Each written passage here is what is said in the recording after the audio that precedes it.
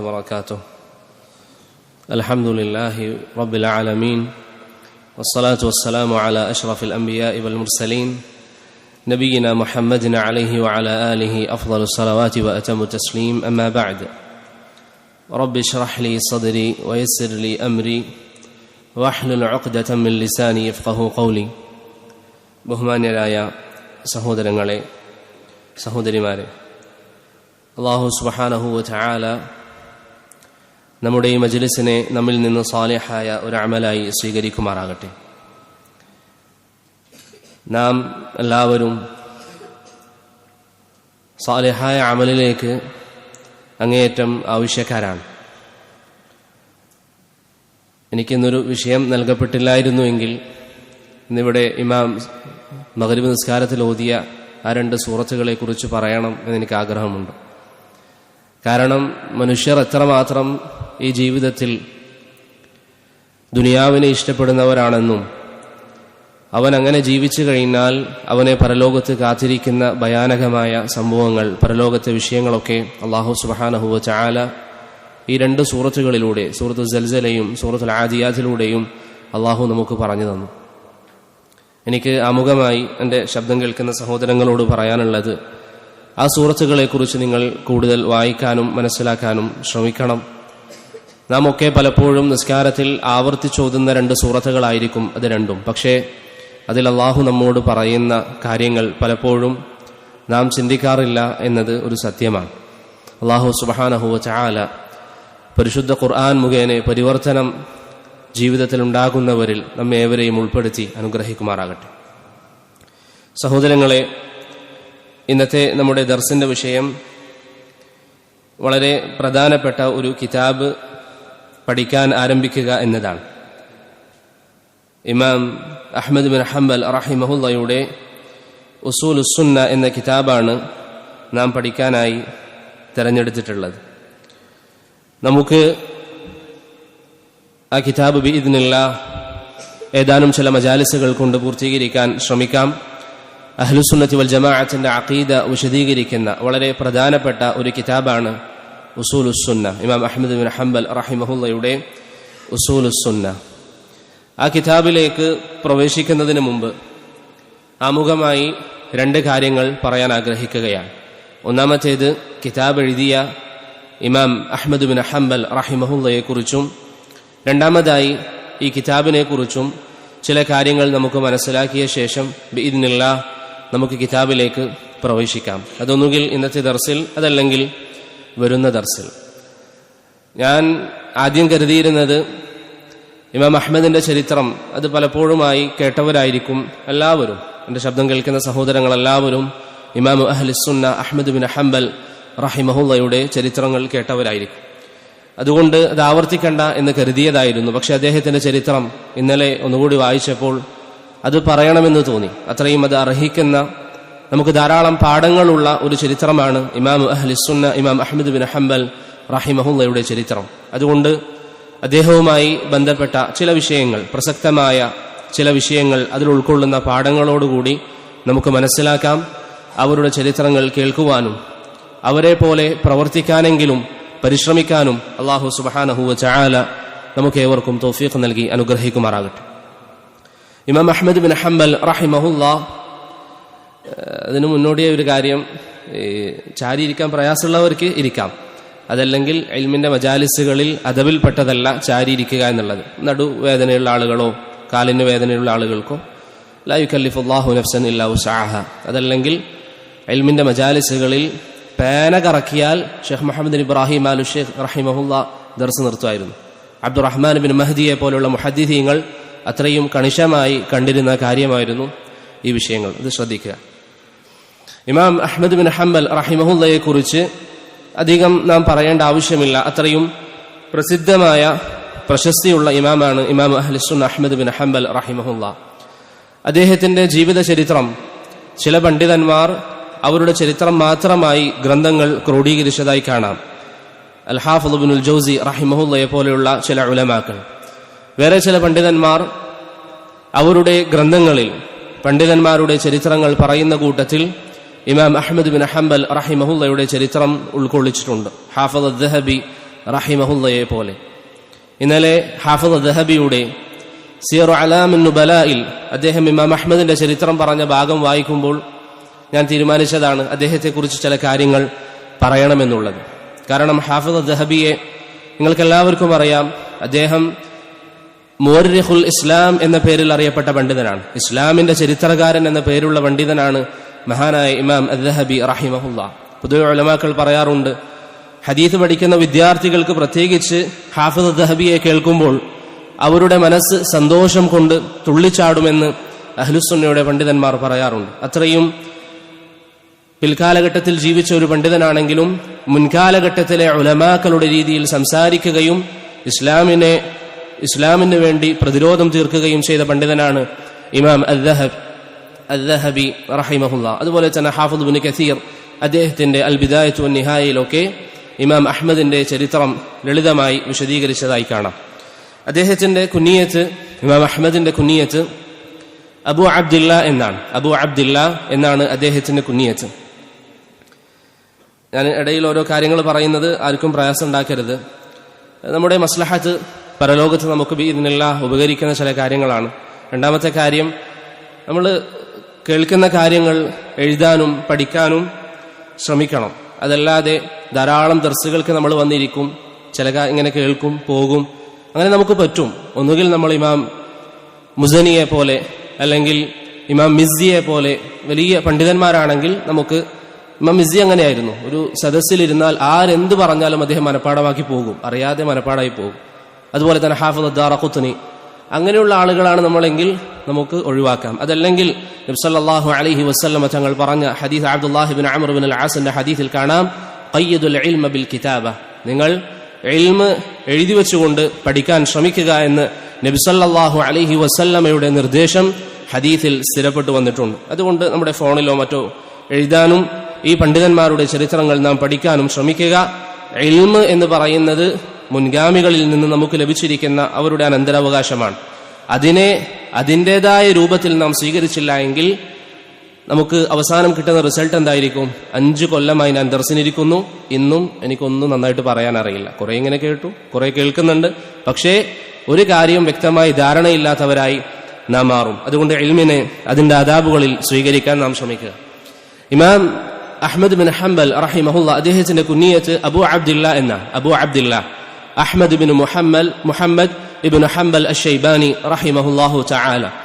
അദ്ദേഹം ജനിക്കുന്നത് ഹിജറ 164-ലാണ്. ഹിജറ 164 അഥവാ 2-ാം നൂറ്റാണ്ടിലാണ് ഇമാം അഹ്മദ് റഹിമഹുല്ലാ ജനിക്കുന്നത്. ബഗ്ദാദിലായിരുന്നു അദ്ദേഹത്തിന്റെ ജനനം. ബഗ്ദാദ് എവിടെയാണ്? ഇന്നത്തെ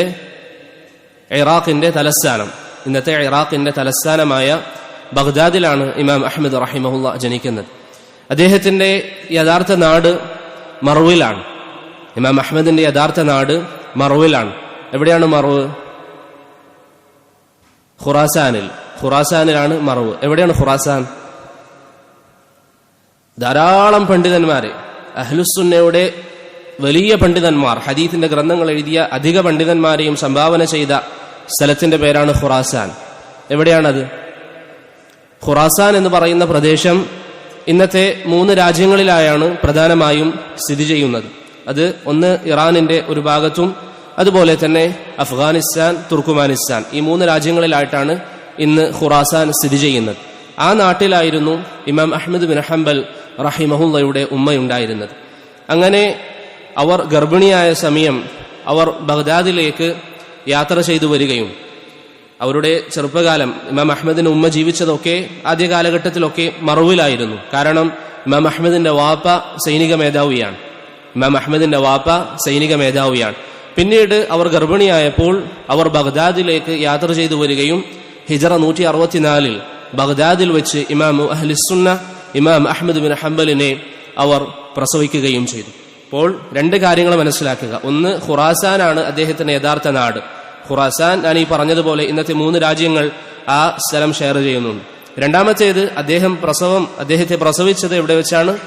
ബഗ്ദാദിൽ വെച്ചാണ് ഇമാം അഹ്മദിനെ പ്രസവിച്ചത്. മറ്റൊരു കാര്യം, നമ്മൾ ചരിത്രം പഠിക്കൽ അത്യാവശ്യമാണ്. ചരിത്രം നിങ്ങൾ അറിയണം. ഈ ഖുറാസാൻ എപ്പോഴാണ് ഇസ്ലാമിന്റെ കീഴിലേക്ക് വന്നത്? ആരുടെ ഭരണത്തിലാണ്? ഖുറാസാൻ ഇസ്ലാമിക രാജ്യമായിരുന്നു. അതെപ്പോഴാണ് ഇസ്ലാമിന്റെ കീഴിലേക്ക് വന്നത്? ഉമർ ഇബ്നുൽ ഖത്താബ് റളിയല്ലാഹു അൻഹുവിന്റെ കാലഘട്ടത്തിൽ. വലിയ പ്രദേശം, ഈ പറയുന്ന പൊതുവെ ഖുറാസാന്റെ പണ്ഡിതന്മാർ അതിര് പറയുന്നത് ഒരു വശത്ത് ഇറാഖും മറുവശത്ത് ഇന്ത്യയുമാണ്. അത്രയും വലിയ പ്രദേശം ഉമർ ഇബ്നുൽ ഖത്താബ് റളിയല്ലാഹു അൻഹുവിന്റെ കാലഘട്ടത്തിൽ ഇസ്ലാമിന്റെ കീഴിൽ വന്നിരിക്കുന്ന പ്രദേശമാണ്. അദ്ദേഹം നഹാവന്തി യുദ്ധത്തിന് ശേഷം സഹാബത്തിനോട് ഒരിക്കൽ സംസാരിക്കുമ്പോൾ അഹ്നഫ് ഇബ്നു ഖൈസ് റളിയല്ലാഹു അൻഹു പറഞ്ഞു, നമുക്ക് ഇസ്ലാമിന്റെ പടയോട്ടമായി ഈ ഖുറാസാൻ മേഖലകളിൽ പ്രവേശിക്കണമെന്ന് അനുമതി ചോദിച്ചപ്പോൾ ഉമർ റളിയല്ലാഹു അൻഹു അനുമതി നൽകുകയും ഉമർ റളിയല്ലാഹു അൻഹുവിന്റെ സൈന്യം ഖുറാസാനിൽ കയറി. അങ്ങനെയാണ് ഖുറാസാൻ ഇസ്ലാമിന്റെ കീഴിലേക്ക് പ്രവേശിക്കുന്നത്. അപ്പോൾ ഖുറാസാനിൽ ജനിച്ചു. ഖുറാസാനിൽ അദ്ദേഹത്തിന് ഉമ്മ ജീവിച്ചു. പിന്നീട് ബഗ്ദാദിലേക്ക് വരികയും അവിടെ പ്രസവിക്കുകയും ചെയ്തു. അദ്ദേഹം ചെറുപ്രായത്തിൽ തന്നെ അറിവിനോട് അങ്ങേയറ്റം ഇഷ്ടമുള്ള, അള്ളാഹുവിന്റെ ഇൽമിനെ സ്നേഹിച്ച മഹാനായ പണ്ഡിതനായിരുന്നു ഇമാം അഹ്മദ് റഹിമഹുല്ലാ. ബഗ്ദാദ് എന്ന് പറയുന്നത് ഒരു കാലം, നിങ്ങൾ അതിന്റെ ചരിത്രം വായിച്ചാൽ, പ്രത്യേകിച്ച് ഖതീബ് അൽ ബഗ്ദാദിയൊക്കെ അതിന്റെ ചരിത്രം രേഖപ്പെടുത്തിയത് വായിച്ചു നോക്കിയാൽ, ഇസ്ലാമിക നാഗരികതയുടെ കേന്ദ്രമായിരുന്നു ബഗ്ദാദ്. ഇൽമിന്റെ കേന്ദ്രം, ധാരാളം പണ്ഡിതന്മാർ ഒത്തൊരുമിച്ചിരിക്കുന്ന സ്ഥലമാണ് ബഗ്ദാദ് എന്ന് പറയുന്ന പ്രദേശം. ഇമാം അഹ്മദ് ബിൻ ഹംബൽ റഹിമഹുല്ലാ അവിടെ ജനിച്ചു. അദ്ദേഹം അവിടെ തന്നെ പഠനം ആരംഭിച്ചു. ഏകദേശം 20 വയസ്സ് വരെ, അദ്ദേഹം 16ാമത്തെ വയസ്സ് മുതൽ 20 വയസ്സ് വരെ അവിടെ ഉണ്ടായിരുന്ന വലിയ പണ്ഡിതൻ ഹുശൈം ഇബ്നു ബഷീർ അൽ വാസിതി റഹിമഹുല്ലാ, വലിയ മുഹദ്ദിസാണ്. അദ്ദേഹത്തിന്റെ അരികിൽ ഇമാം അഹ്മദ് ബിൻ ഹംബൽ റഹിമഹുല്ലാ പഠിച്ചു. 4 വർഷത്തോളം സ്വന്തം നാട്ടിൽ അദ്ദേഹം പഠിച്ചു. പിന്നീട് അതിന്റെ പരിസര പ്രദേശങ്ങൾ, ബഗ്ദാദിന്റെ, ഇറാഖിന്റെ മറ്റ് പരിസര പ്രദേശങ്ങളിലേക്ക്, ബഗ്ദാദ് പോലെ മറ്റ് പരിസര പ്രദേശമായ ബസറയിലേക്കും കൂഫയിലേക്കും, നമ്മൾ ധാരാളമായി കേൾക്കാറുള്ള സ്ഥലമാണ് ബസറയും കൂഫയും. അതെവിടെയാണ്? ഇറാഖിലാണ്. ഇറാഖിലെ ഈ പ്രദേശങ്ങളിലേക്ക് ഇമാം അഹ്മദ് ബിൻ ഹംബൽ റഹിമഹുല്ലാ യാത്ര ചെയ്തു. അദ്ദേഹത്തിന്റെ ചരിത്രം വായിക്കുന്ന ഏതൊരാൾക്കും കണ്ടെത്താൻ സാധിക്കുന്ന വലിയൊരു കാര്യമാണ്, അദ്ദേഹം ഇൽമിന് വേണ്ടി വളരെയധികം യാത്ര ചെയ്ത ഒരു വ്യക്തിയായിരുന്നു. നമുക്കിന്ന് AC റൂമിലിരുന്ന് അൽഹംദുലില്ലാഹ് ഈ ഇൽമ് ലഭിക്കാൻ അള്ളാഹു സൗകര്യമൊരുക്കി തന്നു. പലപ്പോഴും ആ ഒരു ശീലം നമുക്കുണ്ടായത് കാരണത്താൽ ഈ അറിവിനു വേണ്ടി ഇത്ര വലിയ ത്യാഗം സഹിച്ച മഹാന്മാരായ പണ്ഡിതന്മാരുടെ ചരിത്രം നാം ഓർക്കാറില്ല. ഇമാം അഹ്മദ് ബിൻ ഹംബൽ റഹിമഹുല്ലാ ധാരാളം പ്രദേശങ്ങളിലേക്ക് യാത്ര ചെയ്തു. അതുപോലെ അദ്ദേഹം യമനിലേക്ക് യാത്ര ചെയ്തു. ഹിജാസിലേക്ക്, മക്കയിലേക്കും മദീനയിലേക്കും ഇമാം അഹ്മദ് റഹിമഹുല്ലാ യാത്ര ചെയ്തു. വേറെ ചില സ്ഥലങ്ങളിലേക്ക് യാത്ര ചെയ്യാൻ അദ്ദേഹത്തിന് വല്ലാതെ താല്പര്യമുണ്ടായിരുന്നു. പക്ഷേ സമ്പാദ്യമില്ല, കയ്യിൽ പണമില്ലാത്തതുകൊണ്ട് പല യാത്രകളും ഇമാമു അഹ്ലുസുന്നക്ക് മുടങ്ങിയതായി അദ്ദേഹത്തിന്റെ ചരിത്രത്തിൽ നമുക്ക് കാണാം. അദ്ദേഹം 5 തവണയാണ് ഏകദേശം ഹിജാസിലേക്ക് വന്നത്. ഹിജാസ് എന്ന് പറയുന്നത് ഞാൻ നേരത്തെ പറഞ്ഞതുപോലെ പ്രധാനമായും മക്കയും മദീനയുമാണ് ഇവിടെ ഉദ്ദേശം. മക്ക ഹിജാസിൽ പ്രവേശിക്കോ ഇല്ലെന്ന ചർച്ചകളൊക്കെ ഇമാം അസ്മഈയെ പോലെയുള്ള പണ്ഡിതന്മാർ പറഞ്ഞു. മറ്റൊരു കാര്യം ഞാൻ പറയുന്നത്, 5 തവണ അദ്ദേഹം ഹിജാസിലേക്ക്, ഇറാഖിൽ നിന്ന് മക്കയിലേക്കും മദീനയിലേക്കും വന്നു. അതിൽ 3 തവണ അദ്ദേഹം മക്കയിലേക്ക് നടന്ന് കാൽനടയായിട്ടാണ് ഇമാം അഹ്മദ് റഹിമഹുല്ലാ വന്നത് എന്ന് അദ്ദേഹത്തിന്റെ ചരിത്രത്തിൽ കാണാം. ഇവിടെ നാം മനസ്സിലാക്കേണ്ട, ഞാൻ നേരത്തെ പറഞ്ഞല്ലോ, കേവലം ചരിത്രം പറഞ്ഞു പോകുന്നതിലപ്പുറം നമ്മുടെ മുൻഗാമികൾ അവർ അള്ളാഹുവിന്റെ മാർഗത്തിൽ സഹിച്ചിരിക്കുന്ന ത്യാഗങ്ങൾ. ഹജ്ജിനു വേണ്ടി കാൽനടയായി ഇമാം അഹ്മദ് ബിൻ ഹംബൽ റഹിമഹുല്ലാ ഇറാഖിൽ നിന്ന് മക്കയിലേക്ക് വരുന്നു. അതിൽ അദ്ദേഹത്തിന് സാമ്പത്തികമായ പ്രയാസങ്ങളും മറ്റുമൊക്കെയുണ്ട്. അങ്ങനെ അദ്ദേഹം 3 തവണ നടന്നുകൊണ്ടും 2 തവണ വാഹനപ്പുറത്തുമായാണ് ഇമാം അഹ്മദ് റഹിമഹുല്ലാ മക്കയിലേക്ക് വന്നത്. ഇങ്ങനെ മക്കയിൽ വരുന്നതിനിടയിലാണ് അദ്ദേഹം ഒരു യാത്രയിൽ ഇമാം ഷാഫിഈ റഹിമഹുല്ലയെ കണ്ടുമുട്ടുന്നത്. അങ്ങനെ ഇമാം ഷാഫിഈയിൽ നിന്ന് ചില കാര്യങ്ങൾ അദ്ദേഹം പഠിക്കുകയും ഇമാം ഷാഫിഈയിൽ നിന്ന് പല കാര്യങ്ങൾ മനസ്സിലാക്കുകയും ചെയ്ത ശേഷം പിന്നീട് ഇമാം ഷാഫിഈ റഹിമഹുല്ലാ ബഗ്ദാദിൽ താമസമാക്കിയപ്പോൾ ഇമാം ഷാഫിഈയുടെ അരികിൽ സ്ഥിരമായി പോവുകയും അദ്ദേഹത്തിൽ നിന്ന് ഇൽമ് സ്വീകരിക്കുകയും ചെയ്തതായി ഇമാം അഹ്മദ് ബിൻ ഹംബൽ റഹിമഹുല്ലയുടെ ചരിത്രത്തിൽ നമുക്ക് കാണാം. അപ്പോൾ ഇമാം ഷാഫിഈയുടെ പ്രധാന വിദ്യാർത്ഥികളിൽ ഒരാളാണ് ഇമാം അഹ്മദ് ബിൻ ഹംബൽ റഹിമഹുല്ലാ. ഇമാം ഷാഫിഈയുടെ പ്രധാന വിദ്യാർത്ഥികളിൽ ഒരാളാണ് ഇമാം അഹ്മദ് ബിൻ ഹംബൽ റഹിമഹുല്ലാ. അതുകൊണ്ട് ഇന്ന് നമ്മൾ പറയാറുള്ള 4 മദ്ഹബുകൾ, ഇമാം അബൂ ഹനീഫയുടെയും അതുപോലെ മാലിക്കിന്റെയും ഷാഫിഈയുടെയും അഹ്മദിന്റെയും മദ്ഹബ് നിങ്ങൾ നോക്കിയാൽ ഇമാം ഷാഫിഈയുടെയും ഇമാം അഹ്മദിന്റെയും മദ്ഹബുകൾ ഏകദേശം ഉസൂലുകൾ ഒന്നാണ്. ഏകദേശം ഉസൂലുകൾ ഒരേപോലെയാണ്. ചില മസ്അലകളിൽ വ്യത്യാസമുണ്ടെങ്കിലും അടിസ്ഥാനപരമായ ഉസൂലുകളിൽ പ്രത്യേകിച്ച് വ്യത്യാസം അവർ തമ്മിൽ നിങ്ങൾക്ക് കാണാൻ സാധ്യമല്ല. അത് നിങ്ങൾക്ക് കൂടുതൽ അറിയണമെങ്കിൽ 4 മദ്ഹബിനെ കുറിച്ച് ചെറിയൊരു ദർസ് ഞാൻ മുമ്പ് എടുത്തിരുന്നു. അത് അറിയാൻ താല്പര്യമുള്ള ആളുകൾക്ക് അത് കേൾക്കാം. അപ്പൊ ഇമാം അഹ്മദ് റഹിമഹുല്ലയുടെയും ഇമാം ഷാഫിഈയുടെയും ഉസൂലുകൾ ഏകദേശം ഒരേപോലെയുള്ളതാണ്. അതുകൊണ്ടാണ് പൊതുവെ പണ്ഡിതന്മാർ പറയാറുള്ളത് ഇമാം അഹ്മദിനെ അഹ്മദാക്കി തീർത്തതിൽ ഇമാം ഷാഫിഈ റഹിമഹുല്ലക്ക് വലിയ പങ്കുണ്ട്. അതുപോലെ ഇമാം അഹ്മദിന്റെ ജീവിതം നാം പഠിക്കുമ്പോൾ അതിൽ നമുക്ക് കാണാവുന്ന വലിയൊരു പാഠമാണ്, അദ്ദേഹം ദുനിയാവിനോട് അങ്ങേയറ്റം വിരക്തിയുള്ള ആളായിരുന്നു. ദുനിയാവിനെ ഒന്നും അദ്ദേഹം മോഹിച്ചിരുന്നില്ല. ദുനിയാവിൽ വലുതായി അദ്ദേഹത്തിനൊന്നും ഉണ്ടാകണമെന്ന് അദ്ദേഹം ആഗ്രഹിച്ചില്ല. അതുകൊണ്ട് തന്നെ ആര് അദ്ദേഹത്തിന് എന്ത് നൽകിയാലും അദ്ദേഹം അത് സ്വീകരിക്കാറില്ലായിരുന്നു. ആരെങ്കിലും സഹായമായി അദ്ദേഹത്തിന് എന്തെങ്കിലും നൽകിയാൽ അദ്ദേഹം അത് പൊതുവെ സ്വീകരിക്കാറില്ലായിരുന്നു. പിന്നെ എങ്ങനെയാണ് അദ്ദേഹം ജീവിത ചെലവ് കണ്ടെത്തിയത്? അദ്ദേഹത്തിന്റെ വാപ്പ ഒഴിവാക്കിപ്പോയ, അല്ലെങ്കിൽ അദ്ദേഹത്തിന്റെ വാപ്പ മരണപ്പെടുമ്പോൾ അനന്തരാവകാശമായി ഉണ്ടായിരുന്ന ഒരു സ്ഥാപനം, അതിൽ നിന്ന് വരുന്ന വാടക കൊണ്ടായിരുന്നു ഇമാം അഹ്മദ് ബിൻ ഹംബൽ റഹിമഹുല്ല അദ്ദേഹത്തിന്റെ ജീവിതം മുന്നോട്ട് നയിച്ചിരുന്നത്. അതല്ലാതെ ദുനിയാവിനോട് ഒരു മോഹവും അദ്ദേഹത്തിന് ഉണ്ടായിരുന്നില്ല. പലപ്പോഴും ഭരണാധികാരികൾ അദ്ദേഹത്തിന് വലിയ വലിയ സമ്പാദ്യങ്ങൾ കൊടുത്തയക്കുമായിരുന്നെങ്കിലും അദ്ദേഹം അത് നിരസിക്കും. ചിലപ്പോഴൊക്കെ ഭരണാധികാരികളുടെ ഹദിയകൾ നിരസിക്കാൻ പറ്റാത്ത സാഹചര്യമുണ്ടായാൽ അദ്ദേഹം അത് പെട്ടെന്ന് തന്നെ കൊടുത്തൊഴിവാക്കുമായിരുന്നു എന്ന് അദ്ദേഹത്തിന്റെ ചരിത്രങ്ങളിൽ കാണാം. അദ്ദേഹത്തിന്റെ ചരിത്രം വായിച്ചാൽ നിങ്ങൾ അത്ഭുതപ്പെടും. എനിക്ക് എന്റെ സംസാരം കേൾക്കുന്നവരോട് പറയാനുള്ളത്, ഞാൻ നേരത്തെ പറഞ്ഞതുപോലെ ചില പ്രസക്ത ഭാഗങ്ങൾ മാത്രമേ ഞാൻ പറയുന്നുള്ളൂ. നിങ്ങൾ കൂടുതൽ വായിക്കണം. അദ്ദേഹത്തിന്റെ ചരിത്രം പല ഭാഷകളിലും ലഭ്യമാണ്. നിങ്ങളത് വായിക്കാൻ തയ്യാറാകണം. ഭരണാധികാരികൾ അദ്ദേഹത്തിന് നൽകുന്ന ഹദായകളിൽ നിന്ന് അദ്ദേഹം ആ സമ്പാദ്യം മാത്രമല്ല, അവർ അതിനുപയോഗിച്ച കീസ് വരെ, അതിന് ഏതൊരു കവറിലാണോ അവർ സമ്പാദ്യം പണം കൊടുത്തയച്ചത് അതുവരെ അദ്ദേഹം എടുക്കാറില്ലായിരുന്നു എന്ന് അദ്ദേഹത്തിന്റെ ചരിത്രങ്ങളിൽ നമുക്ക് കാണാം. ഇമാം ഷാഫിഈ റഹിമഹുല്ലയുടെ മജാലിസുകളിൽ ധാരാളമായി ഇമാം അഹ്മദ് പങ്കെടുക്കുകയും അദ്ദേഹത്തിൽ നിന്ന് ധാരാളം പഠിക്കുകയും ചെയ്ത ശേഷം ഒരിക്കൽ ഇമാം ഷാഫിഈ റഹിമഹുല്ല ഇമാം അഹ്മദിനോട് പറഞ്ഞു, ഭരണാധികാരി ഒരാവശ്യം ഉന്നയിക്കുന്നുണ്ട്. എന്താണ് ആവശ്യം? യമനിലെ ഗവർണറായി താങ്കൾ, അല്ലെങ്കിൽ യമനിലെ ഖാളിയായി താങ്കൾ ഉത്തരവാദിത്വം ഏറ്റെടുക്കണം. പഴയ കാലഘട്ടത്തിലെ ചരിത്രങ്ങൾ നിങ്ങൾ വായിച്ചു നോക്കിയാൽ ഇസ്ലാമിക ഭരണകൂടങ്ങൾ ഇന്നും സൗദി അറേബ്യയിലൊക്കെ ഉള്ളതുപോലെ ഭരണകൂടത്തിന് ഔദ്യോഗികമായ ഒരു ഇഫ്താഇന്റെ വിഭാഗമുണ്ടാകും, മുഫ്തി ഉണ്ടാകും. ഇമാം അഹ്മദിനോട് ഇമാം ഷാഫിഈ പറയാണ്, ഭരണാധികാരി താങ്കളോട് യമനിന്റെ ഭരണാധികാരിയാകാൻ അല്ലെങ്കിൽ ഖാളിയാകാൻ നിർദ്ദേശിക്കുന്നുണ്ട്, താങ്കൾ അത് സ്വീകരിക്കണം. ഇമാം അഹ്മദ് റഹിമഹുല്ല അത് നിരസിച്ചു. എത്രത്തോളം എന്ന് പറഞ്ഞാൽ ഇമാം ഷാഫിഈയോട് ഇമാം അഹ്മദ് പറഞ്ഞതായി കാണാം, ഇനി താങ്കൾ എന്നോട് ഈ ആവശ്യം ഉന്നയിച്ചാൽ എനിക്ക് താങ്കളുടെ മുന്നിൽ വരാൻ പ്രയാസമുണ്ടാകുമെന്ന് വരെ ഇമാം അഹ്മദ് ബിൻ ഹംബൽ റഹിമഹുല്ല ഇമാം ഷാഫിഈയോട് പറഞ്ഞതായി അദ്ദേഹത്തിന്റെ ചരിത്രങ്ങളിൽ കാണാം. പ്രിയപ്പെട്ടവരെ, ഇവിടെ നമുക്കുള്ളൊരു പാഠം എന്താണ്? എത്രമാത്രം അവർ ദുനിയാവിന്റെ സ്ഥാനം കണ്ടിരുന്നു. അതുകൊണ്ട് അവർക്ക് ഇന്ന് ലഭിച്ച നേട്ടം എന്താണ്? ഇന്ന് അവരുടെ പേര് നമ്മൾ കേൾക്കുമ്പോൾ റഹിമഹുല്ല എന്ന് പറയുന്നു. ലോകത്തെ ഏത് മുസ്ലിം ഇമാം അഹ്മദിന്റെ പേര് കേൾക്കുമ്പോഴും അദ്ദേഹത്തിന് വേണ്ടി ദുആ ചെയ്യുന്നു. കാരണം അവർ ദുനിയാവിനെ ഇഷ്ടപ്പെടാതിരുന്നു. അവർ പരലോകത്തിന് സ്ഥാനം നൽകി. അല്ലാഹു സുബ്ഹാനഹു വ തആല അവരുടെ സ്മരണകൾ മുസ്ലിമീങ്ങളുടെ മനസ്സിൽ ഇന്നും നിലനിർത്തുന്നു. അല്ലാഹു സുബ്ഹാനഹു വ തആല അവരുടെ പദവികൾ ഇനിയും ഉയർത്തി നൽകി അനുഗ്രഹിക്കുമാറാകട്ടെ. ഇമാം അഹ്മദ് ബിൻ ഹംബൽ റഹിമഹുല്ല അദ്ദേഹത്തിന്റെ ജീവിത ചരിത്രം പറയുമ്പോൾ നിങ്ങളിൽ പലരും കേട്ട കാര്യമായിരിക്കും അദ്ദേഹം അനുഭവിച്ചിരിക്കുന്ന പ്രയാസങ്ങൾ.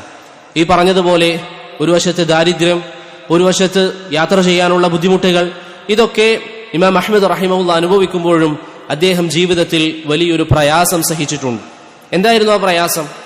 നബി സല്ലല്ലാഹു അലൈഹി വസല്ലമ തങ്ങളുടെ കാലഘട്ടം മുതൽ, ഇത് ശരിക്കും നിങ്ങൾ മനസ്സിലാക്കണം, പ്രവാചകന്റെ കാലഘട്ടം മുതൽ മുസ്ലിമീങ്ങളുടെ വിശ്വാസം, അള്ളാഹുവിന്റെ വിഷയത്തിലുള്ള വിശ്വാസം, അള്ളാഹു സംസാരിക്കും. അള്ളാഹുവിന്റെ വിഷയത്തിലുള്ള നമ്മുടെ വിശ്വാസം എന്താണ്? അള്ളാഹു സംസാരിക്കുമെന്നായിരുന്നു. അള്ളാഹു സംസാരിക്കും, അവൻ ഉദ്ദേശിക്കുന്ന സമയത്ത് അള്ളാഹു സുബ്ഹാനഹു വ തആല സംസാരിക്കും. അതിന് ശബ്ദമുണ്ട്, അതിന് അക്ഷരങ്ങളുണ്ട്, അത് മലക്കുകൾ കേൾക്കുന്നുണ്ട് എന്നതാണ് അഹ്ലുസുന്നയുടെ വിശ്വാസം. ഇതാണ് പഴയ കാലഘട്ടം മുതൽ സഹാബത്തും താബിഈങ്ങളും അത്ബാഉ താബിഈങ്ങളും വിശ്വസിച്ചു വന്ന വിശ്വാസം. ഇമാം അഹ്മദ് ബിൻ ഹംബൽ റഹിമഹുല്ലയുടെ കാലമായപ്പോഴേക്കും ഒരു വിഭാഗം വന്നു. എന്താണ് അവരുടെ പേര്? മുഅ്തസിലിയാക്കൾ. മുഅ്തസിലിയാക്കൾ പറഞ്ഞു, അല്ലാഹു സുബ്ഹാനഹു വ തആലയുടെ സംസാരമായ പരിശുദ്ധ ഖുർആൻ, നാം ഇന്ന് എല്ലാവരും പറയും ഇത് റബ്ബിന്റെ കലാമാണ്.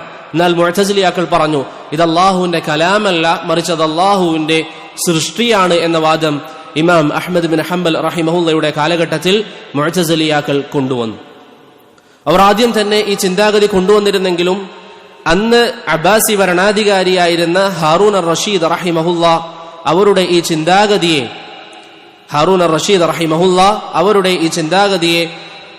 ഹാറൂൻ അർ റഷീദ് ബിദ്അത്തുകാർക്കെതിരിൽ ശക്തമായ നിലപാടെടുത്ത അഹ്ലുസുന്നയുടെ മനഹജിൽ ഉറച്ചു നിന്ന വലിയ പണ്ഡിതനായിരുന്നു, അല്ലെങ്കിൽ വലിയ ഭരണാധികാരിയാണ്. അതുകൊണ്ട് തന്നെ ഹാറൂൻ അർ റഷീദിന്റെ കാലഘട്ടത്തിൽ ഈ അഭിപ്രായം പുറത്തു പറയാൻ അവർ മടിച്ചിരുന്നു. ഹാറൂൻ അർ റഷീദിന്റെ ചരിത്രം നിങ്ങൾ അറിയണം.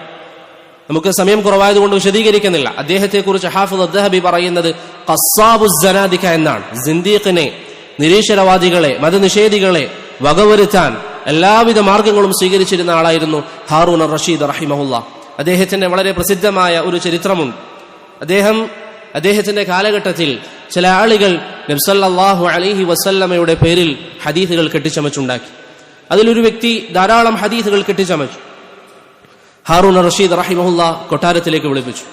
ആ വ്യക്തിയോട് പറഞ്ഞു, നിങ്ങളെ ഈ ചെയ്തിരിക്കുന്ന ശക്തമായ വലിയ പാപം കാരണത്താൽ സിന്ദീഖുകൾ രണ്ട് രൂപത്തിലാണ് ഹദീസുകൾ കെട്ടിച്ചമച്ചതായി പറഞ്ഞത്. ഒന്ന്, അവർ കെട്ടിച്ചമക്കും, ഇല്ലാത്ത ഹദീസുകൾ ഉണ്ടാക്കും. രണ്ടാമത്തേത്, പ്രവാചകരിൽ നിന്ന് സ്ഥിരപ്പെട്ട ഹദീസുകളെ കുറിച്ച് അവർ പറയും, ഇത് നമ്മൾ കെട്ടിച്ചമച്ചുണ്ടാക്കിയതാണ്, മുസ്ലിമീങ്ങൾക്ക് സംശയമുണ്ടാക്കാൻ. ഇത് രണ്ടും സിന്ദീഖിന്റെ മാർഗമാണ്. ഹാറൂൻ അർ റഷീദ് റഹിമഹുല്ല അദ്ദേഹത്തോട് പറഞ്ഞു, നിന്നെ വധിക്കാൻ തീരുമാനിച്ചിരിക്കുകയാണ്. ഈ സമയം ആ വ്യക്തി തിരിച്ച് ഹാറൂൻ അർ റഷീദ് റഹിമഹുല്ലയോട് പറഞ്ഞു, എന്നെ താങ്കൾ വധിക്കുകയാണെങ്കിൽ ഇന്ന് മുസ്ലിമീങ്ങൾക്കിടയിൽ ഏകദേശം 4000-ഓളം ഹദീസുകൾ ഞാൻ കെട്ടിച്ചമച്ച് പ്രവാചകന്റെ പേരിൽ കള്ളമായി പ്രചരിപ്പിച്ചിട്ടുണ്ട്. 4000-ഓളം ഹദീസുകൾ എന്നെ നിങ്ങൾ വധിച്ചു കളഞ്ഞാൽ ഇത് വേർതിരിക്കാൻ ആർക്കാണ് സാധിക്കുക? ഹാറൂൻ അർ റഷീദ് റഹിമഹുല്ല അഹ്ലുസുന്നയുടെ മനഹജിൽ ഉറച്ചു നിന്ന മഹാനായ ആ പണ്ഡിതൻ, ആ ഭരണാധികാരി, അദ്ദേഹം മറുപടി പറഞ്ഞു, യാ അദുവല്ലാഹ്, യാ അദുവല്ലാഹ്, അല്ലാഹുവിന്റെ ശത്രുവേ, അബൂ ഇസ്ഹാഖ് അൽ ഫസാരിയും അബ്ദുല്ലാഹ് ഇബ്നുൽ മുബാറക്കും ജീവിച്ചിരിക്കുന്ന നാട്ടിലാണ് നീ ഇങ്ങനെ സംസാരിക്കുന്നത് എന്ന് ഓർമ്മ വേണം.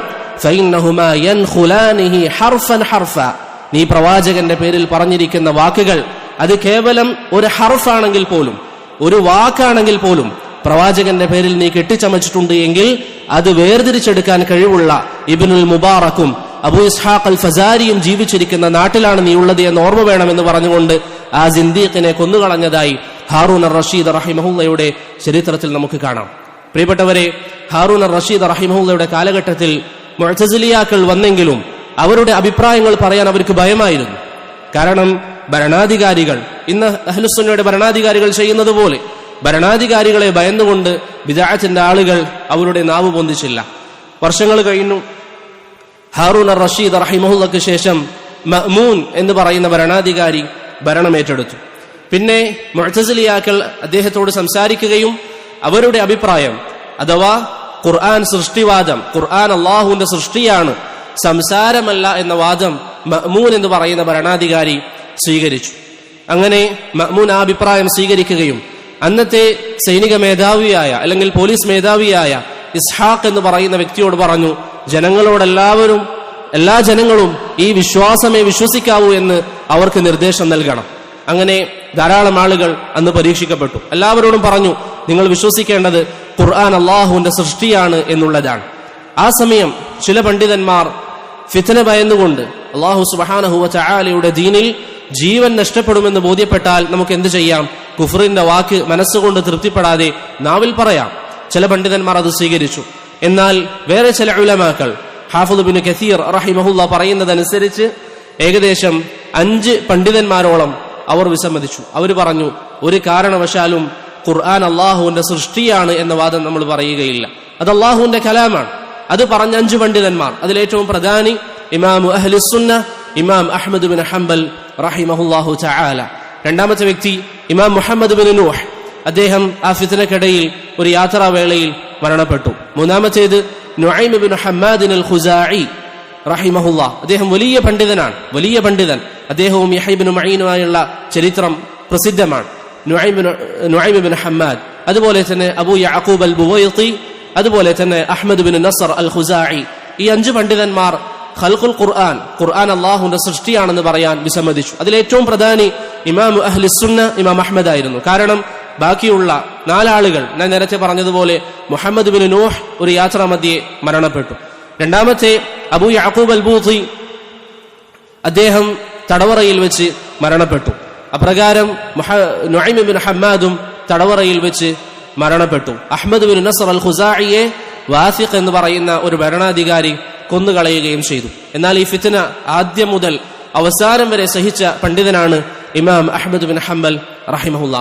പ്രിയപ്പെട്ടവരെ, ഇമാം അഹ്മദ് വിസമ്മതിച്ചെന്ന് അറിഞ്ഞപ്പോൾ നിങ്ങൾ ശരിക്കും ആ പേരുകൾ ശ്രദ്ധിക്കണം. മഅ്മൂനാണ് ആദ്യം ഈ ഫിത്ന കൊണ്ടുവന്നവൻ. മഅ്മൂൻ, ഇമാം അഹ്മദ് മഅ്മൂനിന്റെ അഭിപ്രായം സ്വീകരിച്ചില്ല എന്നറിഞ്ഞപ്പോൾ മഅ്മൂനിന് ദേഷ്യമായി.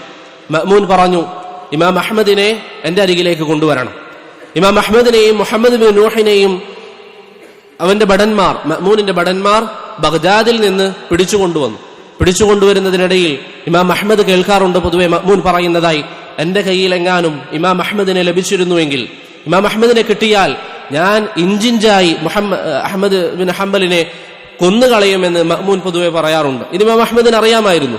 അതുകൊണ്ട് ഇമാം അഹ്മദ് റഹിമഹുല്ലാ ആ സമയം ദുആ ചെയ്തു, അല്ലാഹുവേ, മഅ്മൂനിന്റെ മുഖം എനിക്ക് നീ കാണിച്ചു തരരുത്. യാത്രാമധ്യേ ഇമാം അഹ്മദ് ബിൻ ഹംബൽ റഹിമഹുല്ലക്ക് വിവരം ലഭിക്കുന്നു, മഅ്മൂൻ മരണപ്പെട്ടു. ഇമാം അഹ്മദ് റഹിമഹുല്ല പറയാണ്, അദ്ദേഹത്തിന്റെ ചരിത്രത്തിൽ കാണാം, ഈ വാർത്ത കേട്ടപ്പോൾ ഞാൻ കരുതി എനിക്ക് അള്ളാഹുവിൽ നിന്നുള്ള സഹായം വന്നിരിക്കുകയാണ്, മഅ്മൂൻ ഇതാ കൊല്ലപ്പെട്ടു, അല്ലെങ്കിൽ മഅ്മൂൻ മരണപ്പെട്ടു.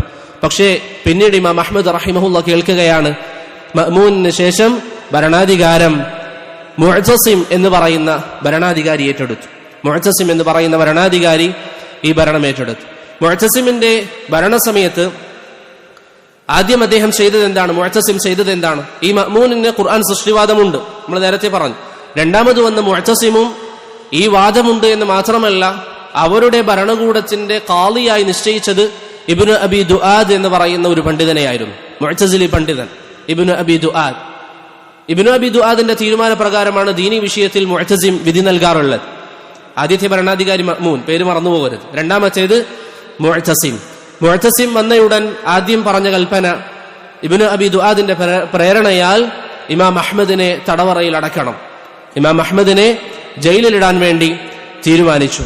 ഇമാം അഹ്മദ് ബിൻ ഹംബൽ റഹിമഹുല്ലാ ഏകദേശം 2 വർഷത്തിലധികം ജയിലിൽ കിടന്നു. പിന്നീട് അദ്ദേഹത്തിന് ഒരു കുടുംബക്കാരൻ അന്നത്തെ പട്ടാള മേധാവിയെ സമീപിക്കുകയും അവരോട് പറഞ്ഞു, നിങ്ങൾക്ക് ഇമാം അഹ്മദിനെതിരിൽ ഇങ്ങനെ ഒരു ആരോപണമുണ്ടെങ്കിൽ നിങ്ങൾ ചെയ്യേണ്ടത് എന്താണ്? അദ്ദേഹത്തെ നിങ്ങൾ വിളിക്കുക, നിങ്ങളുടെ ഭാഗത്തുള്ള പണ്ഡിതന്മാരെയും നിങ്ങൾ അണിനിരത്തുക. ശേഷം ഈ മസ്അലയിൽ, ഈ വിഷയത്തിൽ എന്താണ് ഓരോരുത്തരുടെയും നിലപാട് എന്ന് സംസാരിപ്പിക്കുക. അന്നത്തെ പട്ടാള മേധാവി, അന്നത്തെ ഭരണാധികാരിയായ മുഅ്തസിമിനോട് അനുമതി ചോദിച്ചു. ഇങ്ങനൊരു ആവശ്യം വന്നിട്ടുണ്ട്, എന്ത് ചെയ്യണം? അനുമതി ലഭിച്ചു. ഇമാം അഹ്മദുമായി സംവാദം നടക്കണം. ഇമാം അഹ്മദിനെ മുഅ്തസിമിന്റെ കൊട്ടാരത്തിൽ കൊണ്ടുവരികയും അവിടെ വെച്ച് സംസാരം നടക്കുകയും ചെയ്യണമെന്ന് പറഞ്ഞു. പ്രിയപ്പെട്ടവരെ, ചരിത്രത്തിൽ കാണാം, കൈകളിൽ ചങ്ങലകൾ ഇട്ടുകൊണ്ട്, കാലുകളിൽ ചങ്ങല ഇട്ടുകൊണ്ട്, ആ ചങ്ങലകളുടെ ഭാരത്താൽ നടക്കാൻ പോലും സാധിക്കാത്ത നിലയിൽ ഇമാം അഹ്മദ് ബിൻ ഹംബൽ റഹിമഹുല്ലയെ മുഅ്തസിമിന്റെ കൊട്ടാരത്തിലേക്ക് കൊണ്ടുവരപ്പെട്ടു. ആദ്യം അദ്ദേഹത്തെ ഒരു മുറിയിലേക്ക് പ്രവേശിപ്പിച്ചു. അവിടെ കറണ്ട് ഉണ്ടായിരുന്നില്ല, അവിടെ വെളിച്ചമുണ്ടായിരുന്നില്ല, ഒരു വെളിച്ചവും ഇല്ലാത്ത സ്ഥലം. അദ്ദേഹം പറയുകയാണ്, ഞാൻ കൈനീട്ടി നോക്കിയപ്പോൾ അവിടെ ഒരൽപ്പം വെള്ളമുണ്ട്. അദ്ദേഹം വുളൂ ചെയ്തു, അവിടെ വെച്ച് നിസ്കരിച്ചു. ശേഷം മുഅ്തസിമിന്റെ കൊട്ടാരത്തിൽ സംവാദത്തിന് വേണ്ടി ക്ഷണിക്കപ്പെട്ടു. മുഅ്തസിലിയാക്കളുടെ പണ്ഡിതന്മാർ ഒരു വശത്ത് ധാരാളമായിരുന്നു, ഇമാം അഹ്മദ് ബിൻ ഹംബൽ റഹിമഹുല്ല ഒരു വശത്തിരുന്നു. ഇബ്നു അബി ദുആദ് എന്ന് പറയുന്ന മുഅ്തസിലി പണ്ഡിതൻ ഇമാം അഹ്മദിനോട് പറഞ്ഞു, നിന്നെ ഇപ്പോൾ ഭരണാധികാരി വധിച്ചു കളയും. ഈ സമയം ഇമാം അഹ്മദ് റഹിമഹുല്ല കൊട്ടാരത്തിൽ ഇത്രയും ഭീതിയുള്ള സാഹചര്യത്തിൽ നിൽക്കുമ്പോൾ ഇമാം ഷാഫിഈയുടെ മറ്റു ചില വിദ്യാർത്ഥികൾ ആ വഴിയിൽ വന്നു. ഇത് കണ്ടപ്പോൾ ഇമാം അഹ്മദ് അവരോട് ചോദിച്ചു, ഖുഫ് തടവുന്ന വിഷയത്തിൽ ഇമാം ഷാഫിഈ എന്താണ് പറഞ്ഞിട്ടുള്ളത്? ഇൽമിനോടുള്ള സ്നേഹം.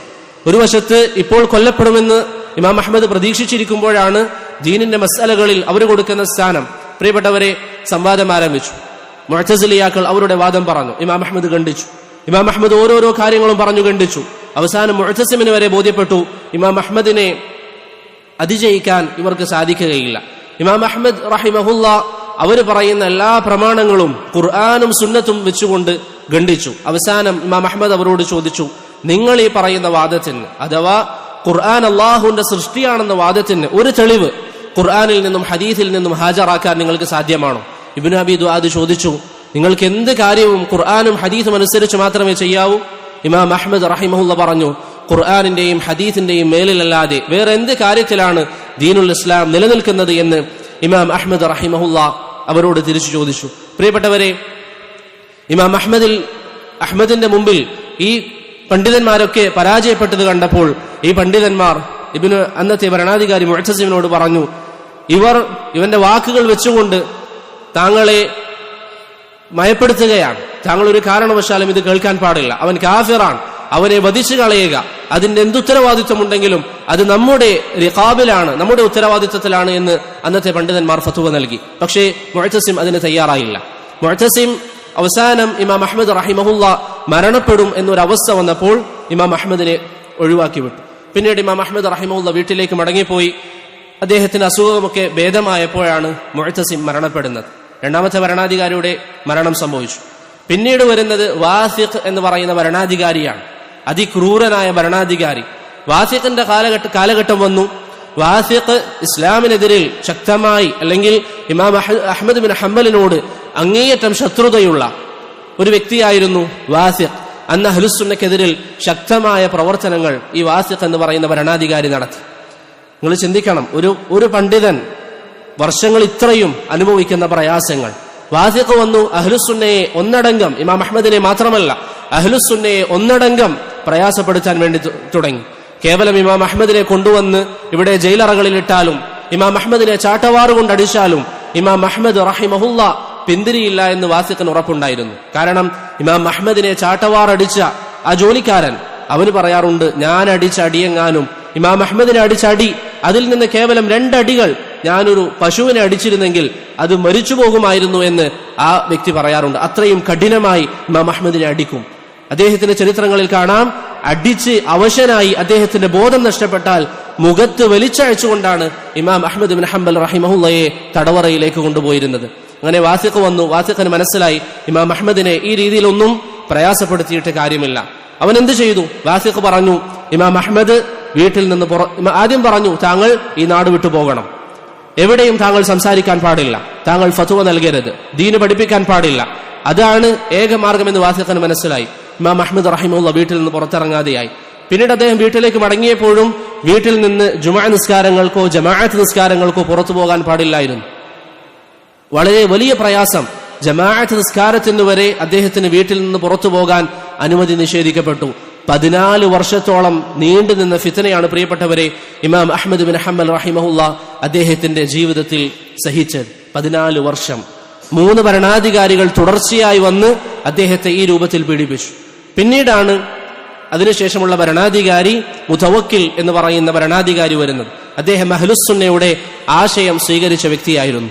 മുഅ്തസിലിയാക്കൾ അദ്ദേഹത്തിനെ സമീപിക്കുകയും അദ്ദേഹത്തിന് ഇമാം അഹ്മദിനെതിരിൽ പല അഭിപ്രായങ്ങൾ പറഞ്ഞിരുന്നുവെങ്കിലും അതൊന്നും മുതവക്കിൽ സ്വീകരിച്ചിരുന്നില്ല. മറിച്ച് ഇമാം അഹ്മദിനെ അദ്ദേഹം അങ്ങേയറ്റം ബഹുമാനിച്ചു.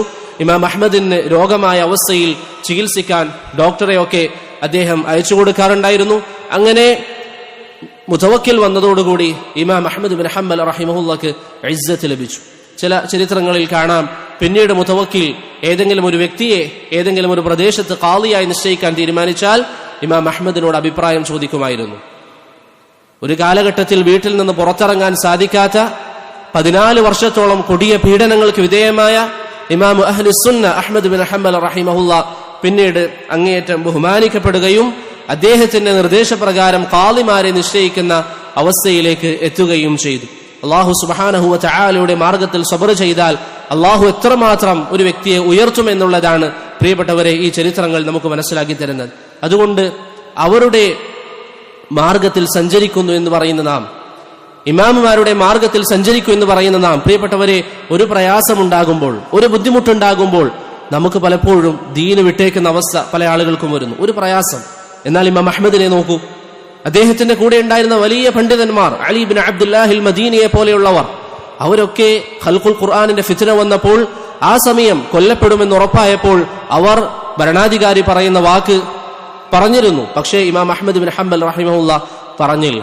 ഇമാം അഹ്മദ് ബിൻ ഹംബൽ റഹിമഹുല്ല പറഞ്ഞില്ല. കാരണം ജനങ്ങൾക്കിടയിൽ അത്രയും സ്വീകാര്യനായ ഒരു വ്യക്തിയായിരുന്നു ആ സമയം ഇമാം അഹ്മദ് റഹിമഹുല്ല. അദ്ദേഹം ഒരു വാക്ക് പറഞ്ഞാൽ അത് ജനങ്ങൾ സ്വീകരിക്കാൻ സാധ്യതയുണ്ട്. അതുകൊണ്ട് ഇമാം അഹ്മദ് ഉറച്ചു നിന്നു. അതുകൊണ്ടാണ് ഇമാം മുസനി റഹിമഹുല്ല പറഞ്ഞത്, യൗമുർ റിദ്ദയിൽ നബി സല്ലല്ലാഹു അലൈഹി വസല്ലമയുടെ വഫാത്തിന് ശേഷം ചില ആളുകൾ മുർത്തദ്ദായ സംഭവം നിങ്ങൾക്കറിയാം.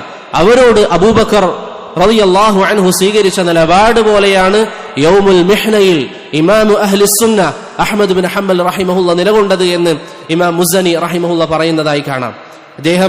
ഇമാം അഹ്മദ് അദ്ദേഹത്തിന്റെ വൈജ്ഞാനിക മേഖലയിലുള്ള കഴിവ് നമ്മൾ പറയേണ്ടതില്ല, അത്രയും വലിയ പണ്ഡിതനാണ്. അബൂ സുറഅത്ത് റാസി റഹിമഹുല്ല പറയുന്നത് പോലെ അദ്ദേഹം കാന യഹ്ഫദു അൽഫ ഹദീസ്, അദ്ദേഹം 1,000,000 ഹദീസുകൾ, 10 ലക്ഷത്തോളം ഹദീസുകൾ ഇമാം അഹ്മദ് ബിൻ ഹംബൽ റഹിമഹുല്ല മനഃപ്പാഠമാക്കിയിരുന്നു എന്ന് അദ്ദേഹത്തിന്റെ ചരിത്രങ്ങളിൽ നമുക്ക് കാണാൻ സാധിക്കും. അത്രയും ഇൽമിന് വേണ്ടി പരിശ്രമിച്ച ഒരു വ്യക്തിയായിരുന്നു അദ്ദേഹം ഒരിക്കൽ നമ്മൾ നേരത്തെ പറഞ്ഞ ഹജ്ജിന്റെ സാഹചര്യത്തിൽ അദ്ദേഹവും യഹ്യ ബിൻ മഈനുമാണ് ഹജ്ജിന് പോയത്. യഹ്യ ബിൻ മഈനെ കുറിച്ച് നിങ്ങൾ പഠിക്കണം. ഞാനിങ്ങനെ പല പണ്ഡിതന്മാരുടെയും പേര് പറയുമ്പോൾ നിങ്ങൾ പഠിക്കണമെന്ന് പറയുന്നത് നിങ്ങളൊരു ആലങ്കാരികമായി കാണരുത്. നിങ്ങളത് കഴിവിന്റെ പരമാവധി അവരുടെ ചരിത്രങ്ങൾ വായിച്ചു പഠിക്കണം. ഇബ്നു മഈൻ എന്നൊക്കെ പറയുന്നത് ദീനിനു വേണ്ടി പ്രത്യേകിച്ച് ഹദീസിന്റെ മേഖലയിൽ അത്രയും വലിയ സേവനങ്ങൾ അനുഷ്ഠിച്ച മഹാന്മാരായ പണ്ഡിതന്മാരിൽപ്പെട്ടവരാണ് ഇബ്നു മഈൻ റഹിമഹുല്ല. ഒരിക്കൽ ഇബ്നു മഈനിന്റെ കൂടെ ഇമാം അഹ്മദ് ബിൻ ഹംബൽ റഹിമഹുല്ല യാത്ര പോയി, മക്കയിലേക്ക് വന്നു. അവിടെ അബ്ദുർ റസാഖ് അസ്സനആനിയെ തവാഫിനിടയിൽ വെച്ച് കണ്ടുമുട്ടി. ഇബ്നു മഈനും അഹ്മദ് ബിൻ ഹംബലും അവരുടെ ഉദ്ദേശം എന്തായിരുന്നു? ഹജ്ജ് കഴിഞ്ഞ് നേരെ യമനിലേക്ക് പോയി അബ്ദുർ റസാഖ് അസ്സനആനിയുടെ അരികിൽ പോയി ഹദീസ് പഠിക്കണം. യാത്രാവേളയിൽ മക്കയിൽ വെച്ച് തന്നെ അബ്ദുർ റസാഖ് അസ്സനആനിയെ കണ്ടപ്പോൾ അദ്ദേഹത്തിന് യഹ്യ ബിൻ മഈനെ മുമ്പ് പരിചയമുണ്ടായിരുന്നു. യഹ്യ ബിൻ മഈൻ അബ്ദുർ റസാഖ് അസ്സനആനിയോട് പറഞ്ഞു, നാളെ മക്കയിൽ വെച്ച് താങ്കൾ നമുക്ക് ഹദീസ് പറഞ്ഞു തരണം. എന്താണ് ഉപകാരം? യമനിലേക്കുള്ള യാത്ര ഒഴിവാക്കാം. ഇമാം അഹ്മദ് റഹിമഹുല്ല ഇബ്നു മഈനോട് പറഞ്ഞു, താങ്കൾ എന്തിനാണ് ഇപ്പോൾ നാളെ മൗഇദ് ചോദിച്ചത്? നാളെ കാണണം എന്തിനാണ് പറഞ്ഞത്? നമുക്ക് ഇൽമിന്റെ മാർഗത്തിലുള്ള സഞ്ചാരം അത് ഒഴിവാക്കാൻ പാടില്ല എന്ന് പറഞ്ഞ് യമനിലേക്ക് അബ്ദുർ റസാഖ് അസ്സനആനിയുടെ അരികിലേക്ക് വീണ്ടും ഇമാം അഹ്മദ് റഹിമഹുല്ല സഞ്ചരിച്ചതായി നമുക്ക് കാണാം. ആ സഞ്ചാരത്തിനിടയിൽ അദ്ദേഹത്തിന്റെ ചരിത്രം, അദ്ദേഹത്തിന്റെ കയ്യിൽ പണമില്ല, ഞാൻ നേരത്തെ പറഞ്ഞതുപോലെ അദ്ദേഹത്തിന് പ്രയാസം അനുഭവിച്ച് അദ്ദേഹത്തിന്റെ കയ്യിലുള്ള പണം തീർന്നപ്പോൾ അദ്ദേഹം ചുമട്ട് തൊഴിലാളിയായും മറ്റും ജോലി ചെയ്ത് ആ മാർഗത്തിലൂടെ അദ്ദേഹം സമ്പാദിച്ച പണം കൊണ്ടായിരുന്നു അദ്ദേഹം യാത്ര പൂർത്തീകരിച്ചത് എന്ന് അദ്ദേഹത്തിന്റെ ചരിത്രങ്ങളിൽ നമുക്ക് കാണാം. അതുകൊണ്ട് പ്രിയപ്പെട്ടവരെ, ഇമാമു അഹ്ലുസുന്ന എന്ന പേരൊക്കെ ഇന്ന് അദ്ദേഹത്തെ കുറിച്ച് നമ്മൾ പറയുമ്പോൾ അതിന്റെ പിന്നിൽ വലിയ ചരിത്രമുണ്ട്. അത് നമ്മൾ വായിക്കണം, അത് നമ്മൾ പഠിക്കണം. അഹ്ലുസുന്നയുടെ ഉലമാക്കൾ എത്രമാത്രം പരിശ്രമങ്ങളാണ് ഈ ദീനിനു വേണ്ടി ചിലവഴിച്ചത് എന്ന് നമ്മൾ മനസ്സിലാക്കണം. നോക്കൂ നിങ്ങൾ, എത്ര ആളുകൾ അവരുടെ ജീവിതം തന്നെ ഈ ദീനിന്റെ മാർഗത്തിൽ നൽകി, എത്ര ആളുകൾ ഷഹീദായി ഈ അഖീദ സ്ഥാപിക്കാൻ, എത്ര ആളുകൾ കൊല്ലപ്പെട്ടു ഈ അഖീദ സ്ഥാപിക്കാൻ, എത്ര ആളുകൾ ജയിലറകളിൽ കിടന്നു ഈ അഖീദ സ്ഥാപിക്കാൻ. ഇബ്നു തൈമിയ റഹിമഹുല്ലയുടെ പേര് നമ്മൾ ഇന്ന് പറയുമ്പോൾ, അദ്ദേഹത്തെ നമ്മൾ ധാരാളമായി സ്മരിക്കുമ്പോൾ ജീവിത കാലഘട്ടത്തിൽ എത്ര തവണ അദ്ദേഹം ജയിലിൽ കിടന്നിട്ടുണ്ട്. ഇമാം അഹ്ലുസുന്ന അഹ്മദ് ബിൻ ഹംബൽ സഹിച്ച ത്യാഗങ്ങൾ, നമ്മുടെ മുൻഗാമികളായ പണ്ഡിതന്മാർ സഹിച്ചിരിക്കുന്ന ത്യാഗങ്ങൾ ഇത് നമ്മൾ പഠിക്കണം. ഇബ്നു അബുൽ ഇസ്സ് അൽ ഹനഫി റഹിമഹുല്ല സഹിച്ച ത്യാഗം അത് നിങ്ങൾ വായിക്കണം, പഠിക്കണം. ഇബ്നു അബുൽ ഇസ്സ് പ്രയാസപ്പെടുത്തതുപോലെ ഒരുപക്ഷെ ചരിത്രത്തിൽ പ്രയാസപ്പെട്ട ആളുകൾ വളരെ കുറവായിരിക്കും. ഭരണകൂടത്തിന്റെ പീഡനം ഒരു ഭാഗത്ത്, അഹ്ലുസുന്നയുടെ പണ്ഡിതന്മാർ വരെ നിർബന്ധിത സാഹചര്യത്തിൽ ഇബ്നു അബുൽ ഇസ്സിനെതിരെ സംസാരിക്കുന്ന സാഹചര്യം വന്നു. അദ്ദേഹത്തിന്റെ ഭാര്യയെ വരെ അദ്ദേഹത്തിൽ നിന്ന് മാറ്റി നിർത്തി, ഭാര്യയെ വരെ ഒഴിവാക്കണമെന്ന നിർദ്ദേശം ഭരണാധികാരിയുടെ ഭാഗത്തു നിന്ന് വന്നു. ഇത്രയും പ്രയാസങ്ങൾ സഹിച്ചു, ഇത്രയും ബുദ്ധിമുട്ടുകൾ ഇബ്നു അബുൽ ഇസ്സ് അൽ ഹനഫി റഹിമഹുല്ല സഹിച്ചിട്ടുണ്ട്. ഈ പണ്ഡിതന്മാർ നമുക്ക് അൽഹംദുലില്ലാ ഇത്രയും പ്രയാസങ്ങൾ സഹിച്ച്, ഇത്രയും ബുദ്ധിമുട്ടുകൾ സഹിച്ച് നമുക്ക് എത്തിച്ചു തന്നിരിക്കുന്ന ദീനാണ് പരിശുദ്ധമായ ദീനുൽ ഇസ്ലാം. നബി സല്ലല്ലാഹു അലൈഹി വസല്ലമയുടെ ഹദീസുകൾ, ഞാൻ നേരത്തെ പറഞ്ഞതുപോലെ നമ്മൾ ഇന്ന് AC റൂമുകളിൽ ഇരുന്ന് നബി സല്ലല്ലാഹു അലൈഹി വസല്ലമയുടെ ഹദീസുകൾ ഇങ്ങനെ ഒരു പ്രയാസവുമില്ലാതെ ഒരു ബുദ്ധിമുട്ടുമില്ലാതെ നമ്മൾ കേൾക്കുമ്പോൾ റബ്ബ് നമുക്ക് നൽകിയിരിക്കുന്ന അനുഗ്രഹങ്ങളെ കുറിച്ച് പ്രിയപ്പെട്ടവരെ നാം എപ്പോഴും ഓർക്കണം. ഇമാം അഹ്മദ് ബിൻ ഹംബൽ അന്ന് ആ ഒരു നിലപാടെടുത്ത കാരണത്താൽ ഇന്ന് സാധാരണക്കാരനായ ഒരു വിദ്യാർത്ഥിയോട്, തുടക്കക്കാരനോട് ഖുർആൻ അള്ളാഹുവിന്റെ സൃഷ്ടിയാണെന്ന് പറയുന്നതിന്റെ വിധി എന്താണെന്ന് ചോദിച്ചാൽ അവൻ പറയും അത് കുഫറിന്റെ വാദമാണ്, ഖുർആൻ അള്ളാഹുവിന്റെ കലാമാണ്. അവരന്ന് ആ നിലപാടെടുത്തു. അള്ളാഹു സുബ്ഹാനഹു വ തആല ഒരു കാലത്തും നിലക്കാത്ത സ്മരണകൾ ഭൂമിയിൽ അവർക്ക് നൽകിയതായി നമുക്ക് കാണാൻ സാധിക്കും.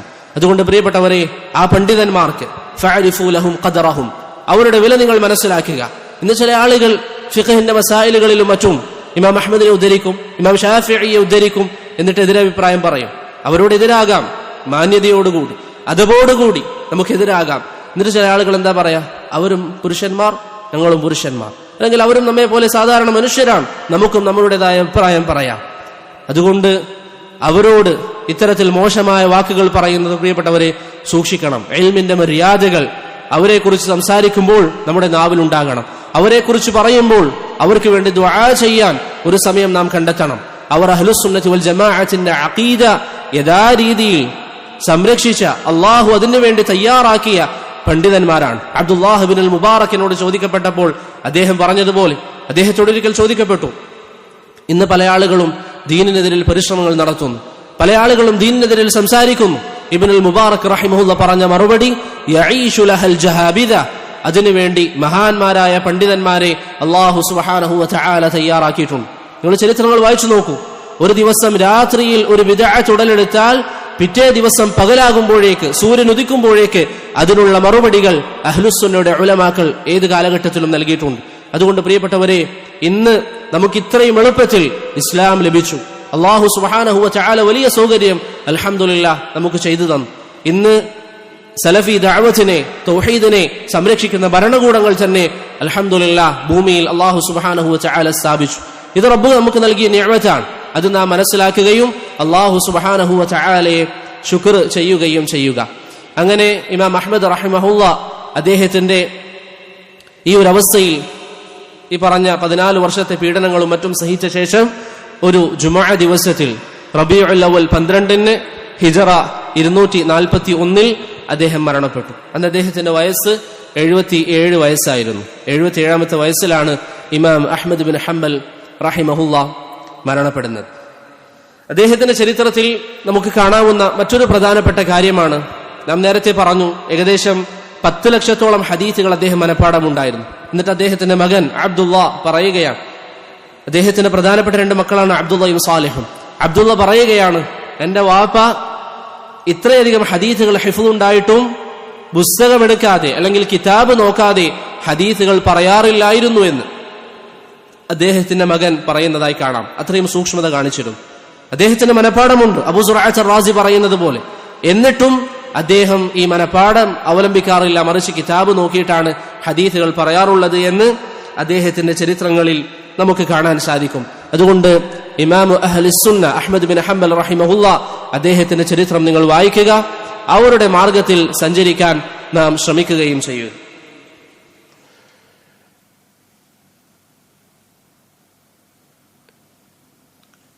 അടുത്തൊരു കാര്യം,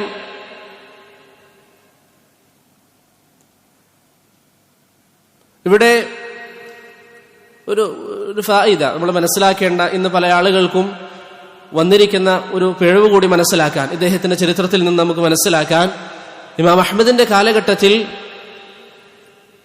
ഭരണാധികാരികൾ, മുഅ്തസിം എന്ന് പറയുന്ന ഭരണാധികാരി, ആദ്യം മഅ്മൂൻ, പിന്നെ മുഅ്തസിം, പിന്നെ വാസിഖ്, ഈ 3 പേരും പറഞ്ഞ വാദം എന്താണ്? ഖുർആൻ അള്ളാഹുവിന്റെ സൃഷ്ടിയാണ്. അതിൽ മുഅ്തസിം പിന്നീട് തൗബ ചെയ്തോ ഇല്ലേ എന്ന വിഷയത്തിൽ ചില അഭിപ്രായ വ്യത്യാസങ്ങളുണ്ട്. മഅ്മൂൻ ഖുർആൻ അള്ളാഹുവിന്റെ സൃഷ്ടിയാണെന്ന് പറഞ്ഞ വ്യക്തിയാണ്. ഖുർആൻ അള്ളാഹുവിന്റെ സൃഷ്ടിയാണെന്ന വാദം, അതിന്റെ ഹുക്ം എന്താണ്? അതിന്റെ ഹുക്ം? പറയേ. കുഫറാണ്. അഹ്ലുസുന്നക്ക് ഇജ്മാ ഉണ്ട് ആ വിഷയത്തിൽ. പക്ഷേ ഇമാം അഹ്മദ് റഹിമഹുല്ല മഅ്മൂനിനെ കാഫിറാക്കിയിട്ടില്ല. ഇമാം അഹ്മദ് റഹിമഹുല്ല മഅ്മൂനിനെ കാഫിറാക്കിയിട്ടില്ല. ചില ചരിത്ര റിവായത്തുകളിൽ കാഫിറാക്കിയതായി വന്നിട്ടുണ്ടെങ്കിലും ഇമാം അഹ്മദിൽ നിന്ന് എവിടെയും സ്ഥിരപ്പെട്ടിട്ടില്ല. മാത്രമല്ല ഇബ്നു തൈമിയ്യ റഹിമഹുല്ല മജ്മൂഉൽ ഫതാവയിൽ പറയുന്നതായി കാണാം, ഈ മുഅ്തസിലി ചിന്താഗതിയുള്ള ഭരണാധികാരികൾ ഇമാം അഹ്മദ് റഹിമഹുല്ല അവർക്ക് വേണ്ടി ദുആ ചെയ്യാറുണ്ടായിരുന്നു. അവരുടെ പിന്നിൽ നിസ്കാരം അനുവദിക്കാറുണ്ടായിരുന്നു. അഥവാ നിസ്കരിച്ചാൽ നിസ്കാരം സഹീഹാകുമെന്നുള്ളതാണ് ഇമാം അഹ്മദിന്റെ അഭിപ്രായം എന്ന നിലയിൽ ഷെയ്ഖുൽ ഇസ്ലാമിന്റെ സംസാരങ്ങൾ നമുക്ക് കാണാം. ഇത് നാം മനസ്സിലാക്കേണ്ട ഒരു കാര്യമാണ്. ഇമാം അഹ്മദ് റഹിമഹുല്ല ഇവരെ തക്ഫീർ നടത്തിയിട്ടില്ല. ഷെയ്ഖ് സാലിഹ് അൽ ഫൗസാൻ ഹഫിളഹുല്ല, ഇന്ന് ജീവിച്ചിരിക്കുന്ന അഹ്ലുസുന്നയുടെ മഹാനായ പണ്ഡിതൻ, അദ്ദേഹത്തോട് ഈ വിഷയം ചോദിക്കപ്പെട്ടു. ഇമാം അഹ്മദ് മഅ്മൂനിനെ തക്ഫീർ നടത്തി എന്ന് പറയപ്പെടുന്നു, അതിന്റെ വിധി എന്താണ്? അത് ശരിയാണോ? ഇമാം ഷെയ്ഖ് ഫൗസാൻ ഹഫിളഹുല്ല പറഞ്ഞു, അങ്ങനെ ഇമാം അഹ്മദ് തക്ഫീർ നടത്തിയതായി എവിടെയും സ്ഥിരപ്പെട്ടിട്ടില്ല എന്ന് ഷെയ്ഖ് സാലിഹ് അൽ ഫൗസാൻ ഹഫിളഹുല്ല പറഞ്ഞതായി നമുക്ക് കാണാൻ സാധിക്കും. ഷെയ്ഖ് സുലൈമാൻ റുഹൈലി ഹഫിളഹുല്ല ഈ വിഷയത്തിൽ ചോദിക്കപ്പെട്ടു, എന്തുകൊണ്ടായിരുന്നു ഇമാം അഹ്മദ് ഈ പറഞ്ഞ ഭരണാധികാരികൾ, അദ്ദേഹം ചോദിക്കപ്പെട്ടത് മുഅ്തസിമിനെ കുറിച്ചാണ്, എന്തുകൊണ്ടായിരുന്നു തക്ഫീർ നടത്താതിരുന്നത്? അദ്ദേഹം പറഞ്ഞു, തക്ഫീർ നടത്താൻ ചില നിബന്ധനകളുണ്ട്. തക്ഫീർ നടത്താൻ ഏറ്റവും പ്രബലമായ അഭിപ്രായം അനുസരിച്ച് ചില നിബന്ധനകളുണ്ട്. അത് മുഅ്തസിമിൽ പാലിക്കപ്പെടാത്തത് കൊണ്ടാണ് തക്ഫീർ നടത്താതിരുന്നത് എന്ന് ഇമാം ഷെയ്ഖ് സുലൈമാൻ അർ-റുഹൈലി ഹഫിളഹുല്ലാഹ് പറഞ്ഞതായി കാണാം. ഇവിടെ നാം മനസ്സിലാക്കേണ്ട ഒരു കാര്യം, അതേ വാദം പറഞ്ഞ മറ്റൊരു വ്യക്തി ആരാണ്? അന്നത്തെ ഖാളിയായിരുന്ന ഇബ്നു അബി ദുആദ്. അന്നത്തെ ഖാളിയായിരുന്ന നമ്മൾ നേരത്തെ പറഞ്ഞുവല്ലോ, ഇബ്നു അബി ദുആദ്. ഇബ്നു അബി ദുആദിനെ ഇമാം അഹ്മദ് റഹിമഹുല്ലാഹ് തക്ഫീർ നടത്തിയതായി ഖതീബ് അൽ ബഗ്ദാദി അദ്ദേഹത്തിന്റെ താരീഖ് ബഗ്ദാദിലും ഖല്ലാൽ അദ്ദേഹത്തിന്റെ അസ്സുന്നയിലും വിശദീകരിക്കുന്നുണ്ട്. ഒരേ വാദം പറഞ്ഞ രണ്ടുപേർ, ഒന്ന് ഇബ്നു അബി ദുആദ്, അദ്ദേഹത്തിന് ഇമാം അഹ്മദ് തക്ഫീർ നടത്തി. എന്നാൽ അതേ വാദം പറഞ്ഞ മഅ്മൂനിനെ ഇമാം അഹ്മദ് റഹിമഹുല്ലാഹ് തക്ഫീർ നടത്തിയിട്ടില്ല. കാരണം അഹ്ലുസുന്നയുടെ ഉലമാക്കൾ, പൊതുവിൽ ധാരാളം ഉലമാക്കൾ, ചില അഭിപ്രായ വ്യത്യാസങ്ങൾ ഉണ്ടെങ്കിലും പല പണ്ഡിതന്മാരും ഒരു ഫിഅൽ, ഒരു പ്രവർത്തനം ചെയ്താൽ അത് കുഫ്റാണെന്ന് പറയുന്നതും ഒരു വ്യക്തിയെക്കുറിച്ച് അവർ കാഫിറാണെന്ന് പറയുന്നതും രണ്ടും വേർതിരിച്ച് കണ്ടിരുന്നു. ഷെയ്ഖുൽ ഇസ്ലാം ഇബ്നു തൈമിയ്യ റഹിമഹുല്ലാഹ് വിശദീകരിച്ചതുപോലെ അപ്പോൾ ഇവിടെ നിങ്ങൾ ഏത് അഭിപ്രായം സ്വീകരിക്കുന്നു എന്നതല്ല, മറിച്ച് ഇമാം അഹ്മദ് സ്വീകരിച്ച ഈ അഭിപ്രായം, ഇമാം അഹ്മദ് എന്താ ചെയ്തത്? ആ പ്രവർത്തനം കുഫ്റാണെന്ന് പറഞ്ഞു, പക്ഷെ അവരുടെ പിന്നിൽ നിസ്കരിച്ചാൽ നിസ്കാരം ശരിയാകുമെന്ന് പറഞ്ഞു. അവർക്ക് വേണ്ടി അദ്ദേഹം ദുആ ചെയ്യാറുണ്ടായിരുന്നു. അദ്ദേഹത്തിന്റെ മകൻ സാലിഹ് മിഹ്ന ഉദ്ധരിക്കുന്ന റിവായത്തിൽ, ഇമാം അഹ്മദിന്റെ മിഹ്ന ഉദ്ധരിക്കുന്ന റിവായത്തിൽ അദ്ദേഹത്തിന്റെ മകൻ സാലിഹ് പറയാണ്, മുഅ്തസിമിന്റെ അരികിലേക്ക് ഇമാം അഹ്മദ് ചെല്ലുകയും അദ്ദേഹത്തിന് സലാം പറയുകയും ചെയ്യാറുണ്ടായിരുന്നു. മുഅ്തസിമിന്റെ അരികിലേക്ക് ഇമാം അഹ്മദ് ചെല്ലുകയും അദ്ദേഹത്തിന് സലാം പറയുകയും ചെയ്യാറുണ്ടായിരുന്നു എന്ന് അദ്ദേഹത്തിന്റെ മകൻ സാലിഹ് ഉദ്ധരിക്കുന്ന, അദ്ദേഹത്തിന്റെ ഈ പരീക്ഷണം ഉദ്ധരിക്കുന്ന റിവായത്തിൽ നമുക്ക് കാണാം. ഈ ഒരു വിഷയം പ്രിയപ്പെട്ടവരെ നാം ഗൗരവത്തോടുകൂടി കാണുക. ഇന്ന് ചില ആളുകൾ ഇങ്ങനൊരു അഭിപ്രായം, അഥവാ കുഫ്ർ ചെയ്താൽ അവൻ കാഫിർ തന്നെയാണ്, അതിൽ മറ്റൊരു അഭിപ്രായം സ്വീകരിക്കുന്നവൻ മുർജി ആണ് എന്നിങ്ങനെ അതിവാദങ്ങൾ ഇന്ന് ചില ആളുകൾ ഉന്നയിക്കുന്നുണ്ട്. അത് ഇസ്ലാമുമായി ആ ഒരു ബന്ധത്തിന് യാതൊരു അടിസ്ഥാനവുമില്ല. അതുകൊണ്ട് ആ വിഷയം നാം ശ്രദ്ധിക്കുക.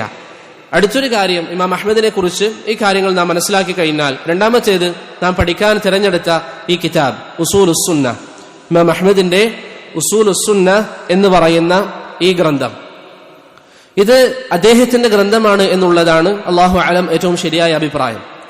ചില ഉലമാക്കൾ അല്ലെങ്കിൽ ചില ആളുകൾ ഇത് ഇമാം അഹ്മദിന്റെ റിസാലയല്ല എന്ന് പറഞ്ഞ് സംശയിപ്പിക്കുന്നതായി കാണാം. പക്ഷേ ഏറ്റവും ശരിയായ അഭിപ്രായം അനുസരിച്ച് ഇത് ഇമാം അഹ്മദ് ബിൻ ഹംബലിന്റെ റിസാല തന്നെയാണ്. ലാലകാഇ റഹിമഹുല്ലാഹ് അദ്ദേഹത്തിന്റെ ഇഅ്തിഖാദിന്റെ കിതാബിൽ ഈ ഗ്രന്ഥം ഉദ്ധരിച്ചിട്ടുണ്ട്. അതുപോലെ തന്നെ ഹാഫിദ് അബുൽ മുളഫർ അൽ ഹമദാനി റഹിമഹുല്ലയും ഈ കിതാബ് ഇമാം അഹ്മദിന്റേതാണെന്ന് സ്ഥാപിക്കുന്നുണ്ട്. ഖല്ലാൽ റഹിമഹുല്ലയും അത് ഇമാം അഹ്മദിന്റേതാണ് എന്ന് സ്ഥാപിക്കുന്നതായി നമുക്ക് കാണാവുന്നതാണ്. അതുകൊണ്ട് അല്ലാഹു അലം ഏറ്റവും ശരിയായ അഭിപ്രായം അനുസരിച്ച് ഇത് ഇമാം അഹ്മദ് ബിൻ ഹംബൽ റഹിമഹുല്ലയുടെ കിതാബാണ്. അതാണ് ഇബ്നു ഖുദാമത്ത് അൽ മഖ്ദിസി റഹിമഹുല്ലാഹ് അദ്ദേഹത്തിന്റെ ദമ്മു തഅ്വീൽ എന്ന കിതാബിൽ സ്ഥാപിക്കുന്ന കാര്യവും. ഈ കിതാബിന്റെ പ്രാധാന്യം നമുക്ക് മനസ്സിലാക്കി തരുന്ന ഒരു കാര്യമാണ്. ഇബ്നു അബി യഅല അദ്ദേഹത്തിന്റെ തബഖാത്തുൽ ഹനാബിലയിൽ പറയുന്നതായി കാണാം, ലൗ റുഹില ഇല الصين في طلبها لكان قليلا.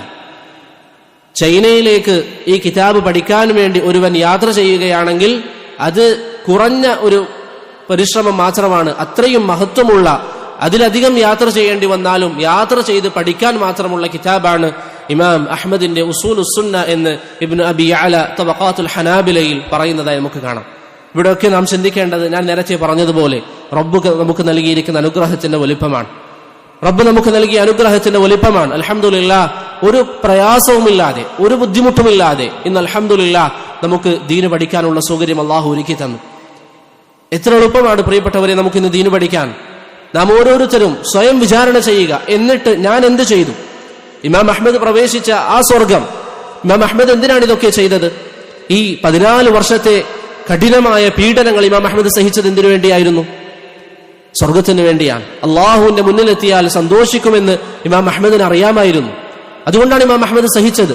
ആ ത്യാഗങ്ങളൊന്നും നമ്മുടെ മുന്നിൽ നിന്നില്ല എങ്കിലും ഏറ്റവും ചുരുങ്ങിയത് ദീനിന്റെ മജാലിസുകളിൽ പങ്കെടുക്കാൻ, ഈ അറിവ് ബാക്കിയുള്ളവരിലേക്ക് പകർന്നു നൽകാൻ, ഇന്ന് ഇമാം അഹ്മദിന്റെ ഇൽമ് നാം പരസ്പരം ചർച്ച ചെയ്യുന്നത് പോലെ, അദ്ദേഹം പഠിപ്പിച്ച കാര്യങ്ങൾ നാം ഇന്ന് പരസ്പരം പറയുന്നത് പോലെ, നാം അല്ലാഹു സുബ്ഹാനഹു വ തആല നമുക്ക് നൽകിയിരിക്കുന്ന സൗകര്യങ്ങൾ പ്രിയപ്പെട്ടവരെ ഉപയോഗിക്കാൻ തയ്യാറാവുക. നിങ്ങൾക്കറിയാം, അല്ലാഹു പറയുന്നത് പോലെ ലഇൻ ശകർതും ലഅസീദന്നകും, നിങ്ങൾ ഇത് അല്ലാഹുവിനെ ശുക്ർ ചെയ്താൽ അല്ലാഹു നിങ്ങൾക്ക് ഇനിയും വർദ്ധിപ്പിച്ചു നൽകും.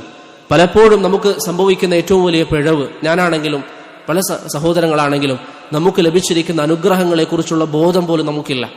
കാരണം ജനിക്കുമ്പോൾ തന്നെ അൽഹംദുലില്ലാഹ് എല്ലാവിധ സൗകര്യങ്ങളും നമ്മുടെ മുന്നിലുണ്ട്. അതുകൊണ്ട് നമുക്ക് എന്താണ് അനുഗ്രഹം എന്ന ബോധ്യം നമുക്കില്ല. അതുകൊണ്ട് റബ്ബിനെ ശുക്ർ ചെയ്യുന്നത് പലപ്പോഴും എപ്പോഴാണ്? എന്തെങ്കിലും കച്ചവടത്തിൽ കൂടുതൽ സമ്പാദ്യം ലഭിച്ചാൽ, ഭൗതികമായ എന്തെങ്കിലും ഒരു നേട്ടം നമുക്ക് ലഭിച്ചാൽ നാം അള്ളാഹുവിനെ പെട്ടെന്ന് ശുക്ർ ചെയ്യും. അത് ശുക്ർ ചെയ്യേണ്ടതാണ്. പക്ഷേ നിലവിൽ നീ ജീവിച്ചുകൊണ്ടിരിക്കുന്ന ജീവിതം, ഇത്രയധികം അനുഗ്രഹങ്ങൾ, അതിനെക്കുറിച്ചുള്ള ബോധം പലപ്പോഴും നമുക്കുണ്ടാകാറില്ല. അതുകൊണ്ട് അള്ളാഹു നമുക്ക് നൽകിയിരിക്കുന്ന ഈ അനുഗ്രഹങ്ങളെ നാം ഉപയോഗപ്പെടുത്തുക. ദീനിന്റെ മജാലിസുകളിൽ കഴിവിന്റെ പരമാവധി പങ്കെടുക്കാനും മനസ്സിലാക്കാനും നാം ശ്രമിക്കുക. ഞാൻ രാവിലെയും പറഞ്ഞതുപോലെ അനാവശ്യ കാര്യങ്ങളിൽ മുഴുകുന്നതിനെ പ്രിയപ്പെട്ടവരെ നാം സൂക്ഷിക്കുക. അല്ലാഹു സുബ്ഹാനഹു വ തആല നമുക്ക് ഏവർക്കും അതിന് തൗഫീഖ് നൽകി അനുഗ്രഹിക്കുമാറാകട്ടെ. ഇൻഷാ അല്ലാഹ് നമ്മുടെ വിഷയത്തിലേക്ക് വരുന്ന ദർസ് മുതൽ നമുക്ക് ആരംഭിക്കാം. ഇപ്പം സമയം എത്രയുള്ളത്? 15 മിനിറ്റുള്ള തുടങ്ങട്ടെ എന്നാലേ. തയ്യബ്. ഇവിടെ ഇമാം അഹ്മദ് റഹിമഹുല്ലാഹ് ഈ ഗ്രന്ഥത്തിൽ അദ്ദേഹം അഹ്ലുസുന്നയുടെ അഖീദ വിശദീകരിക്കുകയാണ്. അഹ്ലുസുന്നയുടെ അഖീദ വിശദീകരിക്കുകയാണ്. സലഫുകളിൽ നിന്ന് അദ്ദേഹം മനസ്സിലാക്കിയ അഹ്ലുസുന്നയുടെ അഖീദ അദ്ദേഹം വിശദീകരിക്കുകയാണ്. അദ്ദേഹം പറയുന്നു, ഉസൂലുസ്സുന്നതി ഇൻദനാ എന്ന് പറഞ്ഞാണ് അദ്ദേഹത്തിന്റെ ഈ കിതാബ് ആരംഭിക്കുന്നത്. ഉസൂലുസ്സുന്നതി ഇൻദനാ അത്തമസ്സുകു ബിമാ കാന അലൈഹി അസ്ഹാബു റസൂലില്ലാഹി സ്വല്ലല്ലാഹു അലൈഹി വസല്ലം. സുന്നത്തിന്റെ അടിസ്ഥാനങ്ങൾ അത് നബി സല്ലല്ലാഹു അലൈഹി വസല്ലമയുടെ സഹാബത്തിനെ മുറുകെ പിടിക്കലാണ്. വൽ ഇഖ്തിദാഉ ബിഹിം, അവരെ അനുധാവനം ചെയ്യലുമാണ് എന്ന് പറഞ്ഞ് ഇമാം അഹ്മദ് ബിൻ ഹംബൽ റഹിമഹുല്ലാഹ് അദ്ദേഹത്തിന്റെ ഈ സംസാരം തുടങ്ങും. ഇവിടെ ഒന്നാമത്തെ കാര്യം, ഉസൂൽ അല്ലെങ്കിൽ അസ്ല് എന്ന് പറഞ്ഞാൽ എന്താണ് അതിന്റെ അർത്ഥം? സെയ്ദ് അൽ മദ്ഖലി റഹിമഹുല്ലാഹ് അദ്ദേഹത്തിന്റെ അൽ ജുഹ്ദുൽ മബ്ദൂലിൽ അസ്ലിന് ഇമാം അഹ്മദ് റഹിമഹുല്ലാഹ് പറയുകയാണ്, ഉസൂലുസ്സുന്നതി ഇൻദനാ, സുന്നത്തിന്റെ അടിസ്ഥാനം. അസ്ല് എന്ന് പറഞ്ഞാൽ ഞാൻ നേരത്തെ പറഞ്ഞ പോലെ ഇമാം സെയ്ദ് അൽ മദ്ഖലി റഹിമഹുല്ലാഹ് അദ്ദേഹത്തിന്റെ അൽ ജുഹ്ദുൽ മബ്ദൂൽ ഫി തൻവീരിൽ ഉഖൂൽ എന്ന കിതാബിൽ പറയുന്നു. അതിന് ധാരാളം അർത്ഥങ്ങൾ നൽകിയിട്ടുണ്ടെങ്കിലും അതിലേറ്റവും നല്ല അർത്ഥം അടിസ്ഥാനം, അല്ലെങ്കിൽ നമ്മൾ പൊതുവെ മലയാളത്തിൽ തറ എന്നൊക്കെ പറയാറുണ്ട്. ഉസൂലുസ്സുന്ന, സുന്നത്തിന്റെ അടിസ്ഥാനം എന്ന് പറയുന്നത്, അഥവാ സുന്നത്ത് സ്ഥാപിതമായിരിക്കുന്ന കാര്യം. എന്താണ് സുന്നത്ത് കൊണ്ടുള്ള ഉദ്ദേശം?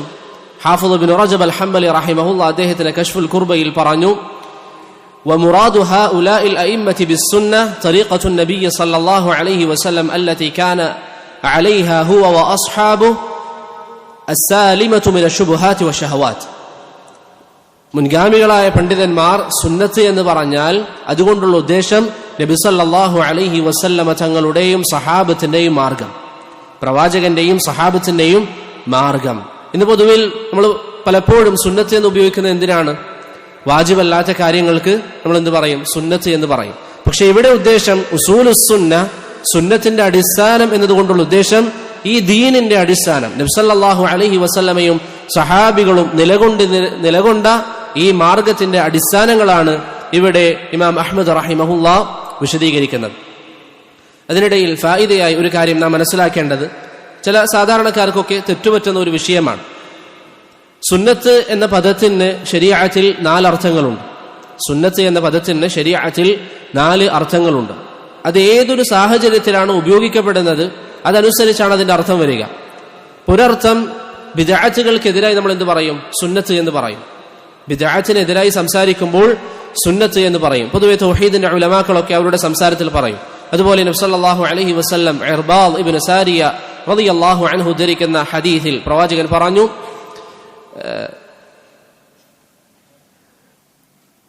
فإنه من يعش منكم بعدي فسيرى اختلافا كثيرا فعليكم بسنتي. എനിക്ക് ശേഷം നിങ്ങൾ ജീവിച്ചിരിക്കുകയാണെങ്കിൽ ധാരാളം അഭിപ്രായ വ്യത്യാസങ്ങൾ കാണും. അപ്പോൾ നിങ്ങൾ എന്റെ സുന്നത്ത് മുറുകെ പിടിക്കുക. അവിടെ എന്താണ് ഉദ്ദേശം? ബിദ്അത്തുകൾ നിങ്ങൾ തേടിപ്പോകരുത്. സുന്നത്ത് അവിടെ ബിദ്അത്തിനെതിരായ അർത്ഥത്തിലാണ്. എങ്ങനെയാണ് മനസ്സിലായത്? ആ ഹദീസിന്റെ അവസാനത്തിൽ പ്രവാചകൻ പറഞ്ഞു, ഇയ്യാകും വമുഹ്ദസാതിൽ ഉമൂർ, ദീനിൽ പുതുതായി ഉണ്ടാക്കപ്പെട്ട ബിദ്അത്തുകളെ നിങ്ങൾ സൂക്ഷിക്കുക എന്ന് നബി സല്ലല്ലാഹു അലൈഹി വസല്ലമ തങ്ങൾ പറഞ്ഞു. അപ്പോൾ ബിദ്അത്തിനെതിരായി നമ്മൾ എന്ത് പറയും? സുന്നത്ത് എന്ന് പറയും. ബിദ്അത്തിനെതിരായി സുന്നത്ത് എന്ന് നമ്മൾ പറയും. രണ്ടാമത്തെ ഉപയോഗം,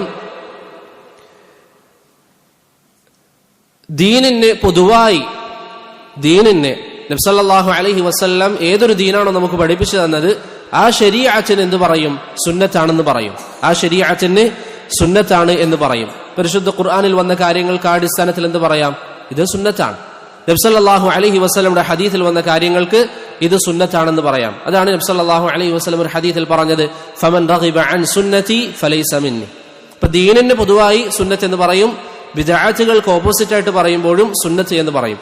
മൂന്നാമത്തേത്, നമ്മൾ പലപ്പോഴും പറഞ്ഞു വരുന്ന വാജിബല്ലാത്ത കാര്യങ്ങൾക്ക് എന്ത് പറയും? സുന്നത്ത് എന്ന് പറയും. വാജിബല്ലാത്ത കാര്യങ്ങൾക്ക് സുന്നത്ത് എന്ന് പറയും. നാലാമത്തെ പ്രയോഗം, സുന്നത്ത് എന്ന് പറഞ്ഞാൽ ഹദീസിന് സുന്നത്ത് എന്ന് പറയും. നബി സല്ലല്ലാഹു അലൈഹി വസല്ലം തങ്ങളുടെ ഹദീസ് അഥവാ പ്രവാചകന്റെ വാക്ക്, പ്രവാചകന്റെ പ്രവർത്തനങ്ങൾ, പ്രവാചകന്റെ സിഫാത്തുകൾ, സൃഷ്ടിപ്പിലുള്ള അതുപോലെ സ്വഭാവപരമായ വിശേഷണങ്ങൾ, അതിനൊക്കെ സുന്നത്ത് എന്ന് ഉലമാക്കൾ ഉപയോഗിക്കാറുണ്ട്. സല്ലല്ലാഹു അലൈഹി വസല്ലം അതിനൊക്കെ ഉലമാക്കൾ സുന്നത്ത് എന്ന് ഉപയോഗിക്കാറുണ്ട്. ഇതിനെക്കുറിച്ച് കൂടുതൽ പഠിക്കാൻ താല്പര്യമുള്ള വിദ്യാർത്ഥികൾക്ക് ഷെയ്ഖ് അബ്ദുൽ മുഹ്സിൻ അൽ അബ്ബാദ് അൽ ബദർ ഹഫിളഹുല്ലാഹ് അദ്ദേഹത്തിന്റെ അൽ ഹസ്സു അല ഇത്തിബാഇ സുന്ന എന്ന കിതാബിൽ ഈ 4 കാര്യങ്ങളും അതിന്റെ ഉദാഹരണങ്ങളും ആ വിഷയത്തിൽ വന്ന തെളിവുകളൊക്കെ അദ്ദേഹം വിശദീകരിക്കുന്നതായി കാണാൻ സാധിക്കും. ഇവിടെ ഉദ്ദേശം എന്താണ്? ഇബ്നു റജബ് അൽ ഹംബലി റഹിമഹുല്ലാഹ് പറഞ്ഞതുപോലെ ദീനാണ് ഉദ്ദേശം. ഉസൂലുസ് സുന്ന, ഈ ദീനിന്റെ അടിസ്ഥാനം എന്താണ്? ഇൻദന. ഞാൻ ഈ ആദ്യത്തെ ഭാഗം മാത്രം ഇങ്ങനെ ഓരോ വാക്കർത്ഥം പറയും, അതല്ലെങ്കിൽ നമ്മുടെ റിസാല തീരില്ല. ആദ്യം പറയാൻ കാരണം അത്രയും പ്രധാനപ്പെട്ട ചില അഖീദകളാണ് പഠിപ്പിച്ചിരുന്നത്. ഇമാം അഹ്മദ് പറയാണ്, ഉസൂലുസ് സുന്ന, ഈ ദീനിന്റെ അടിസ്ഥാനം എന്താണ്? ഇൻദന, നമ്മുടെ അരികിൽ, അഥവാ അഹ്ലുസ് സുന്നയുടെ ഉലമാക്കളുടെ ഇടയിൽ. അദ്ദേഹം സ്വന്തമായി ഉണ്ടാക്കിയ അഖീദ അല്ല, മറിച്ച് സഹാബികൾ, താബിഈങ്ങൾ, തബഉ താബിഈങ്ങളിൽ നിന്ന് ഇമാം അഹ്മദ് റഹിമഹുല്ലാഹ് സ്വീകരിച്ച ഈ അഖീദ, ഇമാം അഹ്മദ് സ്വീകരിച്ച ഈ അഖീദ അല്ലെങ്കിൽ ഉസൂലുസ് സുന്ന, അതാണ് ഇമാം അഹ്മദ് റഹിമഹുല്ലാഹ് ഇനി വിശദീകരിക്കാൻ പോകുന്നത്. പൊതുവെ അഹ്ലുസ് സുന്നയുടെ അഖീദ ഇമാം അഹ്മദിലേക്ക് ചേർത്ത് പറയാറുണ്ട്. ഉദാഹരണത്തിന് അബുൽ ഹസൻ അൽ അശ്അരി റഹിമഹുല്ലാഹ് അദ്ദേഹത്തിന്റെ പിഴച്ച വാദങ്ങൾ ഒഴിവാക്കിക്കൊണ്ട് അദ്ദേഹം അൽ ഇബാന അൻ ഉസൂലുദ് ദിയാന എന്ന കിതാബ് എഴുതിയപ്പോൾ അദ്ദേഹം അതിൽ പറഞ്ഞ എന്താ? ഞാൻ ഇമാം അഹ്മദിന്റെ അഖീദയിലേക്ക് മടങ്ങുകയാണ്. എന്തുകൊണ്ടാണ് ഇമാം അഹ്മദിലേക്ക് മാത്രം അത് ചേർത്ത് പറയുന്നത്, ഇമാം ഷാഫിഈയിലേക്ക് പറയാതെ, ഇമാം മാലിക്കിലേക്ക് പറയാതെ? അതിന് കാരണം നാം നേരത്തെ പറഞ്ഞ ഫിത്നയാണ്. ഫിത്നയുടെ സമയം ഇമാം അഹ്മദ് റഹിമഹുല്ലാഹ് ഉറച്ചു നിന്നതുകൊണ്ടാണ് ഇമാം അഹ്മദിലേക്ക് അങ്ങനെ ചേർത്തി പറയുന്നത് എന്ന് ബയാനു തൽബീസുൽ ജഹ്മിയയിൽ ഷെയ്ഖുൽ ഇസ്ലാം ഇബ്നു തൈമിയ റഹിമഹുല്ലാഹ് വിശദീകരിക്കുന്നതായി കാണാം. അപ്പോൾ അദ്ദേഹം പറയുന്ന ആദ്യ വാക്കുകൾ നമ്മുടെ ഓർമ്മയിൽ ഉണ്ടാകണം. ഉസൂലുസ് സുന്നതി ഇൻദന, ഈ ദീനിന്റെ അടിസ്ഥാനം അഹ്ലുസുന്നയുടെ അരികിൽ. അഹ്ലുസുന്ന നിങ്ങളോടാണ് പറയുന്നത്, ഈ ദീനിന്റെ അടിസ്ഥാനം എന്താണ് എന്ന് ഇമാം അഹ്മദ് റഹിമഹുല്ലാഹ് വിശദീകരിച്ചു തരികയാണ്. അപ്പൊ നിങ്ങളിത് പാലിച്ചില്ല എങ്കിൽ, ഈ പറയപ്പെടുന്ന വിഷയങ്ങൾ നിങ്ങൾ പാലിക്കുന്നില്ല എങ്കിൽ നിങ്ങൾ അഹ്ലുസുന്നയാണോ എന്ന് പറയുന്നതിൽ ചില പ്രശ്നങ്ങളുണ്ട്, അല്ലെങ്കിൽ അഹ്ലുസുന്നയാണ് എന്ന് പറയുന്നതിൽ ചില പ്രശ്നങ്ങളുണ്ട്. കാരണം അസ്ല് എന്ന് പറഞ്ഞാൽ അടിസ്ഥാനമാണ്. ഈ അടിസ്ഥാനത്തിലാണ് നീ നിലകൊള്ളുന്നത്. ഇതിലേതെങ്കിലും ഒരു അടിസ്ഥാനത്തിൽ നീ എതിര് വന്നാൽ, ഇവിടെ ഇമാം അഹ്മദ് പറയാൻ പോകുന്ന ബിഇദ്നില്ലാഹ് വരുന്ന ദർസുകളിൽ നമ്മൾ സംസാരിക്കാൻ പോകുന്ന ഈ വിഷയങ്ങളിൽ വല്ലതിലും നിനക്കൊരു വീഴ്ച വന്നാൽ നിന്റെ അടിത്തറയാണ് നീ നശിപ്പിക്കാൻ വേണ്ടി പോകുന്നത്. ഇതാണ് ഇമാം അഹ്മദ് നമ്മോട് പറയുന്നത്. ഉസൂലുസ് സുന്നതി ഇൻദന അത്തമസ്സുകു ബിമാ കാന അലൈഹി അസ്ഹാബു റസൂലില്ലാഹി സല്ലല്ലാഹു അലൈഹി വസല്ലം. നബി സല്ലല്ലാഹു അലൈഹി വസല്ലമയുടെ സഹാബികൾ ഏതൊരു മാർഗത്തിലായിരുന്നോ അത് നിങ്ങൾ മുറുകെ പിടിക്കുക, ആ സഹാബത്തിനെ നിങ്ങൾ മുറുകെ പിടിക്കുക. അതാണ് ദീനിന്റെ ഒന്നാമത്തെ അടിസ്ഥാനമായി ഇമാം അഹ്മദ് റഹിമഹുല്ലാഹ് ഇവിടെ പറയുന്നത്. ഇത് നാം മനസ്സിലാക്കേണ്ട പ്രധാനപ്പെട്ട ഒരു കാര്യമാണ്. സഹാബത്ത്, അവരെ നമ്മൾ മുറുകെ പിടിക്കുക. അവരുടെ മാർഗം ദീനിൽ തെളിവാണ്. അവരുടെ മാർഗം ദീനിൽ തെളിവാണ്. സഹാബത്തിന്റെ മാർഗം തെളിവാണ് എന്നതിന് ഒരു തെളിവാര പറഞ്ഞു തരിക? അറിയുന്നവർ കൈവന്തിക്കാം.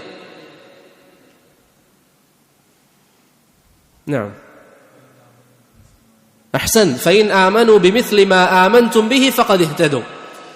നിങ്ങൾ വിശ്വസിച്ചതുപോലെ അവർ വിശ്വസിക്കുകയാണെങ്കിൽ എന്ന് അല്ലാഹു പരിശുദ്ധ ഖുർആനിൽ ആയത്തിറക്കുകയാണ്. ഹാഫിദ് ഇബ്നു കസീർ റഹിമഹുല്ലാഹ് അദ്ദേഹത്തിന്റെ അൽ ബിദായത്തു വൻ നിഹായയിൽ പറയുന്നു, സഹാബത്തിന്റെ വിശ്വാസം അവരെങ്ങനെയാണോ വിശ്വസിച്ചത്, ഈ ആയത്ത് വിശദീകരിച്ചുകൊണ്ട് പറയാം, ഈ എങ്ങനെയാണോ അവർ വിശ്വസിച്ചത് അതുപോലെ വിശ്വസിക്കുന്നവർക്ക് മാത്രമേ സന്മാർഗം ലഭിക്കുകയുള്ളൂ എന്നാണ് ഈ ആയത്ത് നമുക്ക് മനസ്സിലാക്കി തരുന്നത് എന്ന് ഇബ്നു കസീർ റഹിമഹുല്ലാഹ് അദ്ദേഹത്തിന്റെ അൽ ബിദായത്തു വൻ നിഹായയിൽ പറയുന്നതായി കാണാം. അപ്പൊ സഹാബത്തിന്റെ മാർഗം തെളിവാണ് എന്നുള്ളത് പരിശുദ്ധ ഖുർആനിൽ അല്ലാഹു സുബ്ഹാനഹു വ തആല നമുക്ക് നൽകിയ നിർദ്ദേശത്തിൽപ്പെട്ടതാണ്. അതുപോലെ മറ്റൊരു തെളിവാരാ പറയാം? നഅം, സഹാബത്തിന്റെ മാർഗം തെളിവാണ് എന്നതിന് ഖുർആനിൽ നിന്ന് അല്ലെങ്കിൽ ഒരു ഹദീസ്. ഖുർആനിൽ നിന്ന് ആദ്യം ആരെ പറയാ? നമ്മൾ പഠിക്കുന്ന എന്താ? അഹ്ലുസുന്നയുടെ അടിസ്ഥാനമാണ്. യാ അഹ്ലസുന്ന, നമ്മുടെ അടിസ്ഥാനം നമ്മൾ പഠിക്കുന്നത്. അതിൽ ഒന്നാമത്തെ അടിസ്ഥാനം സഹാബത്തിന്റെ മാർഗം മുറുകെ പിടിക്കുക. ആ സഹാബത്തിന്റെ മാർഗം മുറുകെ പിടിക്കണം എന്ന് നിങ്ങളോട് ഒരാളോട് പറഞ്ഞാൽ അയാൾ ചോദിക്കും, എന്താ തെളിവ്? എന്തിന് ഞാൻ മുറുകെ പിടിക്കണം? അതിലൊരു തെളിവ് നമ്മൾ പറഞ്ഞു. രണ്ടാമത്തെ തെളിവ് എന്താണ്? അഹ്ലുസുന്നയുടെ അടിസ്ഥാനം വിശദീകരിക്കുക ഒരു ആയത്ത് വന്നിട്ടുള്ള ഖുർആനിൽ അല്ല, ധാരാളമുണ്ട്. അതിൽ ഒരായത്താല പറയാം, അഹ്സൻത വഫഖകല്ലാഹ് വസ്സാബിഖൂനൽ അവ്വലൂൻ. അതുപോലെ വളരെ പ്രധാനപ്പെട്ട ഒരു ആയത്താണ് വമൻ യുശാഖിഖിർ റസൂൽ. ഈ ആയത്ത് നിങ്ങൾ നോട്ട് ചെയ്ത് വെക്കണം. സൂറത്തു തൗബയിലെ 115-ാമത്തെ വചനം അല്ലാഹു പറയാൻ, വമൻ യുശാഖിഖിർ റസൂൽ, ആരെങ്കിലും പ്രവാചകന് എതിരാവുകയാണെങ്കിൽ, പ്രവാചകൻ ഒരു കാര്യം പഠിപ്പിച്ചു, നിങ്ങൾ അതിനെതിരായി പ്രവർത്തിക്കുന്നു, മിൻ ബഅദി മാ തബയ്യന ലഹുൽ ഹുദാ, സന്മാർഗം മനസ്സിലായതിനു ശേഷം, വയത്തബിഅ ഗൈറ സബീലിൽ മുഅ്മിനീൻ, വിശ്വാസികളുടേതല്ലാത്ത മാർഗം സ്വീകരിക്കുകയും ചെയ്താൽ. ഖുർആൻ ഇറങ്ങുന്ന സമയത്ത് ആരാണ് വിശ്വാസികൾ? ആരാണ്? സഹാബികൾ. ഇബ്നുൽ ഖയ്യിം ഒക്കെ ആ വിഷയത്തിൽ ധാരാളം സംസാരിച്ചിട്ടുണ്ട്. സഹാബികളാണ് ഖുർആൻ അവതരിക്കുന്ന സമയത്തുള്ള വിശ്വാസികൾ. അവരുടേതല്ലാത്ത മാർഗം ഒരുവൻ സ്വീകരിക്കുകയും ചെയ്താൽ, ഇപ്പൊ പ്രവാചകനെ അനുസരിക്കുക, സഹാബത്തിന്റെ മാർഗം നിങ്ങൾ പിൻപറ്റുകയും ചെയ്യുക, അതിൽ നിന്ന് മാറിയാൽ അല്ലാഹു പറയുന്നു നുവല്ലിഹി മാ തവല്ല, അവൻ ഏത് വഴിയിലാണോ പോയിരിക്കുന്നത് ആ വഴിയിലേക്ക് അവനെ നാം തിരിച്ചുവിടും. വനുസ്ലിഹി ജഹന്നം, അവനെ നരകത്തിൽ നാം പ്രവേശിപ്പിക്കുകയും ചെയ്യും. വസാഅത് മസീറ, അത് എത്ര മോശപ്പെട്ട വാസസ്ഥലമാണ് എന്ന് അല്ലാഹു സുബ്ഹാനഹു വ തആല പറയും. ഇതിനെ വിശദീകരിച്ചുകൊണ്ട് ഇബ്നു ഖുദാമത്ത് അൽ മഖ്ദിസി റഹിമഹുല്ലാ അദ്ദേഹത്തിന്റെ ദമ്മു തഅവീലിൽ പറയുന്നതായി കാണാം, ഫതവഅദ അല ഇത്തിബാഇ ഗൈരി സബീലിഹിം ബിഅദാബി ജഹന്നം, അവരുടേതല്ലാത്ത മാർഗം സ്വീകരിച്ചാൽ നരകമാണ് നിങ്ങൾക്ക് ലഭിക്കുക എന്ന് അല്ലാഹു ഈ ആയത്തിൽ പറഞ്ഞു തരുന്നു. വവഅദ മുത്തബിഅഹും ബിർറിദ്വാൻ വൽ ജന്ന, അവരെ സ്വീകരിക്കുന്ന ആളുകൾ, അവരുടെ മാർഗം പിൻപറ്റുന്നവർ, അവർക്ക് സ്വർഗവും അള്ളാഹുവിന്റെ തൃപ്തിയും അള്ളാഹു നൽകുമെന്ന് അള്ളാഹു സൂറത്തു തൗബയിൽ വസ്സാബിഖൂനൽ അവ്വലൂൻ എന്ന ആയത്തിൽ അള്ളാഹു വിശദീകരിക്കുകയും ചെയ്തു എന്ന് ഇബ്നു ഖുദാമത്ത് അൽ മഖ്ദിസി റഹിമഹുല്ലാ പറഞ്ഞതായി കാണാം. ഇതുകൊണ്ട് പ്രിയപ്പെട്ടവരെ, സഹാബത്തിന്റെ ഫഹം, സഹാബത്തിന്റെ അവർ മനസ്സിലാക്കിയ കാര്യം ഒരു വിഷയത്തിൽ നാം കേട്ടുകഴിഞ്ഞാൽ അതിനോട് നമുക്കൊരു ബഹുമാനമുണ്ടാകും. അവരൊരു കാര്യത്തിൽ ഒരു വിധി പറഞ്ഞിട്ടുണ്ടെങ്കിൽ അതിനെ നാം ബഹുമാനിക്കാൻ പഠിക്കുക. സഹാബത്തിന്റെ വാക്കുകൾ എപ്പോഴാണ് തെളിവാകുന്നത്, എപ്പോഴാണ് തെളിവാകാതിരിക്കുന്നത്, അതിനെക്കുറിച്ച് ഇൻഷാ അല്ലാഹ് വരുന്ന ദർസിൽ നമുക്ക് സമയമുണ്ടെങ്കിൽ പറയാം. പക്ഷേ ലളിതമായി ഒന്ന് രണ്ട് കാര്യങ്ങൾ പറയാം, ആരെങ്കിലും വരുന്ന ദർസിൽ വന്നില്ല എങ്കിൽ അവർക്കൊക്കെ ഉപകാരമാകുന്നത്. ഇന്ന് പലരും സഹാബത്തിന്റെ മനഹജ് അല്ലെങ്കിൽ സഹാബത്തിന്റെ അഭിപ്രായങ്ങൾ അറിയാതെ മറ്റുള്ളവരെ എതിർക്കും. ഒരു ഉദാഹരണം പറഞ്ഞുതരാം. വുളൂ ചെയ്യുന്ന സമയത്ത് തല അല്പം തടവുക എന്ന മസാല. നബി സല്ലല്ലാഹു അലൈഹി വസല്ലമയുടെ സുന്നത്തുകളിൽ സ്ഥിരപ്പെട്ടത് എന്താണ്? തല പൂർണ്ണമായി തടവുക. അതാണ് നമ്മൾ ചെയ്യേണ്ടത്. പക്ഷെ ഒരാൾ തല അല്പം തടവി. എന്നോട് മുമ്പ് ഒരു സഹോദരൻ പറയുമ്പോൾ അത് ബിദ്അത്താണെന്ന് പറഞ്ഞിട്ടുണ്ട്, തല അല്പം തടവുക എന്നുള്ളത്. എന്നാൽ സഹാബത്തിന്റെ മാർഗം നമുക്ക് തെളിവാണ്, വിശ്വാസത്തിലാണെങ്കിലും ഫിഖ്ഹിലാണെങ്കിലും. സഹാബികൾ ഇബ്നു ഉമർ റളിയല്ലാഹു അൻഹും സലമത്ത് ഇബ്നുൽ അക്വഉം റളിയല്ലാഹു അൻഹുമാ തല അല്പം തടവിയതായി സ്ഥിരപ്പെട്ടിട്ടുണ്ട്. ഇബ്നു ഹസ്ം റഹിമഹുല്ലാഹ് പറയുന്നു, ലാ യുഅലമു ലഹുമാ മുഖാലിഫ്, അവർക്കെതിരായി ആരും പറഞ്ഞിട്ടില്ല. ഇപ്പൊ സഹാബത്തിന്റെ വീക്ഷണം അത് അനുവദനീയമാണ് എന്നുള്ളതാണ്. ഞാൻ പറയുന്നത് ഏറ്റവും അഫ്ളൽ ഏതാണ് എന്നതിനെ കുറിച്ചല്ല. അഫ്ളൽ തല പൂർണ്ണമായി തടവലാണ്. പക്ഷേ ഒരു മസല മനസ്സിലാക്കാൻ, ഇനി ഒരു വ്യക്തി അത് ചെയ്യുമ്പോൾ നമുക്ക് എന്ത് പറഞ്ഞു കൊടുക്കാം? നബി സല്ലല്ലാഹു അലൈഹി വസല്ലമ തല പൂർണ്ണമായി തടവിയിട്ടുണ്ട്, അതാണ് നാം ചെയ്യേണ്ടത്, ഇതൊക്കെ നമുക്ക് പറഞ്ഞു കൊടുക്കാം. ഇബ്നുൽ ഖയ്യിം പറയുന്നത് പോലെ തല അല്പം തടവിയതായിട്ട് പ്രവാചകനിൽ നിന്ന് സ്ഥിരപ്പെട്ടിട്ടില്ല, അത് നമുക്ക് പറഞ്ഞു കൊടുക്കാം. പക്ഷെ ഒരാൾ ചെയ്തു കഴിഞ്ഞാൽ അയാളെ ആ നിലപാട് നാം ബഹുമാനിക്കുക എന്നുള്ളത് നമ്മുടെ മേൽ ബാധ്യതയാണ്. കാരണം സഹാബത്ത് പറഞ്ഞിരിക്കുന്ന അഭിപ്രായമാണ്. അതുപോലെ ഖുഫ് തടവുന്ന മസ്അല, ഖുഫിന്റെ എവിടെയാണ് തടവേണ്ടത്? മുകൾ ഭാഗത്താണ്. ഇപ്പൊ നമ്മൾ സോക്സ് ഒക്കെ ധരിച്ചാൽ മുകൾ ഭാഗത്താണ് തടവേണ്ടത്. ഒരാൾ മുകൾ ഭാഗത്തിന്റെ കൂടെ താഴ്ഭാഗവും തടവി, മുകൾ ഭാഗത്തിന്റെ കൂടെ താഴ്ഭാഗം മാത്രമല്ല തടവിയാൽ അയാളുടെ വിധി, പ്രവർത്തനത്തിന്റെ വിധി എന്താണ്? അനുവദനീയമാണ്. ഇബ്നു ഉമർ റളിയല്ലാഹു അൻഹുവിൽ നിന്ന് സ്ഥിരപ്പെട്ടു വന്നിട്ടുണ്ട്. അതാണ് എന്റെ ഓർമ്മയിൽ ഷാഫിഈ മദ്ഹബിന്റെ വീക്ഷണം. ഇപ്പൊ സഹാബത്തിൽ നിന്ന് ഒരു അഭിപ്രായം വന്നിട്ടുണ്ട് എങ്കിൽ അതിനെ മാനിക്കുക എന്ന് പറയുന്നത് നമ്മുടെ ബാധ്യതയാണ്. സഹാബത്തിന്റെ അഭിപ്രായങ്ങൾ മാനിക്കുക എന്ന് പറയുന്നത് നമ്മുടെ ബാധ്യതയാണ്. സഹാബത്തിന്റെ അഭിപ്രായങ്ങൾ, അവരുടെ വാക്കുകൾ തെളിവാണ് എന്നതിൽ ആർക്കെങ്കിലും സംശയങ്ങളുണ്ട് എങ്കിൽ അവർക്ക് മടങ്ങാവുന്ന ഏറ്റവും പ്രധാനപ്പെട്ട കിതാബാണ് ഇബ്നുൽ ഖയ്യിം റഹിമഹുള്ളയുടെ അലാമുൽ മുവഖ്ഖിഈൻ. അതിൽ ഒരു അധ്യായം തന്നെ സഹാബത്തിന്റെ വാക്കുകൾ തെളിവാണ് എന്നതിന് അദ്ദേഹം ധാരാളം ആയത്തുകളും ഹദീസുകളും ഉദ്ധരിച്ച്, എന്റെ ഓർമ്മയിൽ 40-ലധികം തെളിവുകൾ അദ്ദേഹം ഉദ്ധരിച്ചുകൊണ്ട് ഈ വിഷയം സ്ഥാപിക്കുന്നതായി നമുക്ക് കാണാവുന്നതാണ്. അതുകൊണ്ട് സഹാബത്തിന്റെ മാർഗം നാം പിൻപറ്റുക. സഹാബത്ത് എന്താണോ പഠിപ്പിച്ചു തന്നത് അതിനെ നാം ബഹുമാനിക്കുക. അവരുടെ മാർഗം നാം പിൻപറ്റുക എന്ന് പറയുന്നത് നമ്മുടെ മേൽ ബാധ്യതയാണ്. മനസ്സിലായോ? ഈ 2 ആയത്തുകൾ നിങ്ങൾ ഹിഫ്ള് ചെയ്യണം. ഫൈൻ ആമനൂ ബിമിസ്ലി മാ ആമൻതും ബിഹി, അതുപോലെ വമൻ യുശാഖിഖിർ റസൂല മിൻ ബഅദി മാ തബയ്യന ലഹുൽ ഹുദാ, അവരെ പിൻപറ്റിയിട്ടില്ല എങ്കിൽ നമ്മെ കാത്തിരിക്കുന്നത് നരകമാണ് എന്ന് ഈ ആയത്തിന്റെ വിശദീകരണത്തിൽ ഉലമാക്കൾ പറഞ്ഞതായി നമുക്ക് കാണാൻ സാധിക്കും. അതുപോലെ തന്നെ നബി സല്ലല്ലാഹു അലൈഹി വസല്ലം നേരത്തെ നമ്മൾ പറഞ്ഞ ഇർബാദ് ബിൻ സാരിയയുടെ ഹദീസിൽ പറഞ്ഞു, അലൈക്കും ബിസുന്നതി വസുന്നതിൽ ഖുലഫാ അർ-റാഷിദീൻ, നിങ്ങൾ ഖുലഫാ ഉർ-റാഷിദീങ്ങളുടെ സുന്നത്ത് മുറുകെ പിടിക്കുക. ഖുലഫാ ഉർ-റാഷിദീങ്ങളുടെ സുന്നത്ത് മുറുകെ പിടിക്കുക. ഇബ്നു ഖുദാമ റഹിമഹുല്ലാ അതിനെ വിശദീകരിച്ചുകൊണ്ട് ദമ്മു തഅവീലിൽ പറയുന്നു, അന്നൽ ഫിർഖത നാജിയ ഹിയ അല്ലദീ തകൂനു അലാ മാ കാന അലൈഹി ഹുവ വഅസ്ഹാബു ഫമുത്തബിഉഹും ഇദൻ യകൂനു മിനൽ ഫിർഖത്തി നാജിയ, അവരെ പിൻപറ്റുന്ന സഹാബത്തിനെ പിൻപറ്റുന്ന ആളുകൾ മാത്രമാണ് യഥാർത്ഥ വിജയിക്കുന്ന കക്ഷികളിൽ ഉൾപ്പെടുക എന്നതാണ് ഈ ഹദീസ് നമുക്ക് മനസ്സിലാക്കി തരുന്നത് എന്ന് ഇബ്നു ഖുദാമ റഹിമഹുല്ലാ പറയും. 4 മദ്ഹബിന്റെ ഉലമാക്കൾ മൊത്തത്തിൽ സഹാബത്തിന്റെ വാക്കുകൾക്ക് പ്രാധാന്യം നൽകിയിരുന്നു. മൊത്തത്തിൽ ഹനഫി മദ്ഹബിൽ ചില വിശദീകരണങ്ങൾ ഉണ്ടെങ്കിലും ഇമാം ഷാഫിഈ റഹിമഹുല്ലാ സഹാബത്തിന്റെ വാക്കുകൾ തെളിവായി പരിഗണിച്ചിരുന്നു. 2 അഭിപ്രായത്തിലും. ഇന്ന് ചില ആളുകൾ പറയും, പ്രത്യേകിച്ച് നമ്മുടെ നാട്ടിൽ ചിലരോടൊക്കെ സംസാരിക്കുമ്പോൾ, ഇമാം ഷാഫിഈ ആദ്യകാലം പറഞ്ഞു പിന്നീട് മാറ്റിയിട്ടുണ്ട്. അത് ശരിയല്ല. അലാഇ റഹിമഹുല്ലാ വിശദീകരിക്കുന്നത് പോലെ സഹാബത്തിന്റെ അഭിപ്രായം തെളിവാണ് എന്നതാണ് ഷാഫിഈയുടെ എല്ലാ കാലത്തെയും അഭിപ്രായം. അതാണ് ഇമാം അഹ്മദിന്റെ അഭിപ്രായം. അതാണ് ഖുർആനും സുന്നത്തും നമുക്ക് പറഞ്ഞു തരുന്നത്. അതുകൊണ്ട് സഹാബത്തിന്റെ മാർഗം മുറുകെ പിടിക്കുക എന്ന് പറയുന്നത് പ്രിയപ്പെട്ടവരെ നാം ഗൗരവത്തിലെടുക്കേണ്ട കാര്യമാണ്. ഇനി സഹാബത്തിനിടയിൽ 2 അഭിപ്രായങ്ങൾ വന്നു. അവിടെ എന്ത് ചെയ്യണം? ഖുർആനിനോടും സുന്നത്തിനോടും കൂടുതൽ യോജിച്ച അഭിപ്രായം ആരാണോ പറഞ്ഞത് അത് നാം സ്വീകരിക്കുക.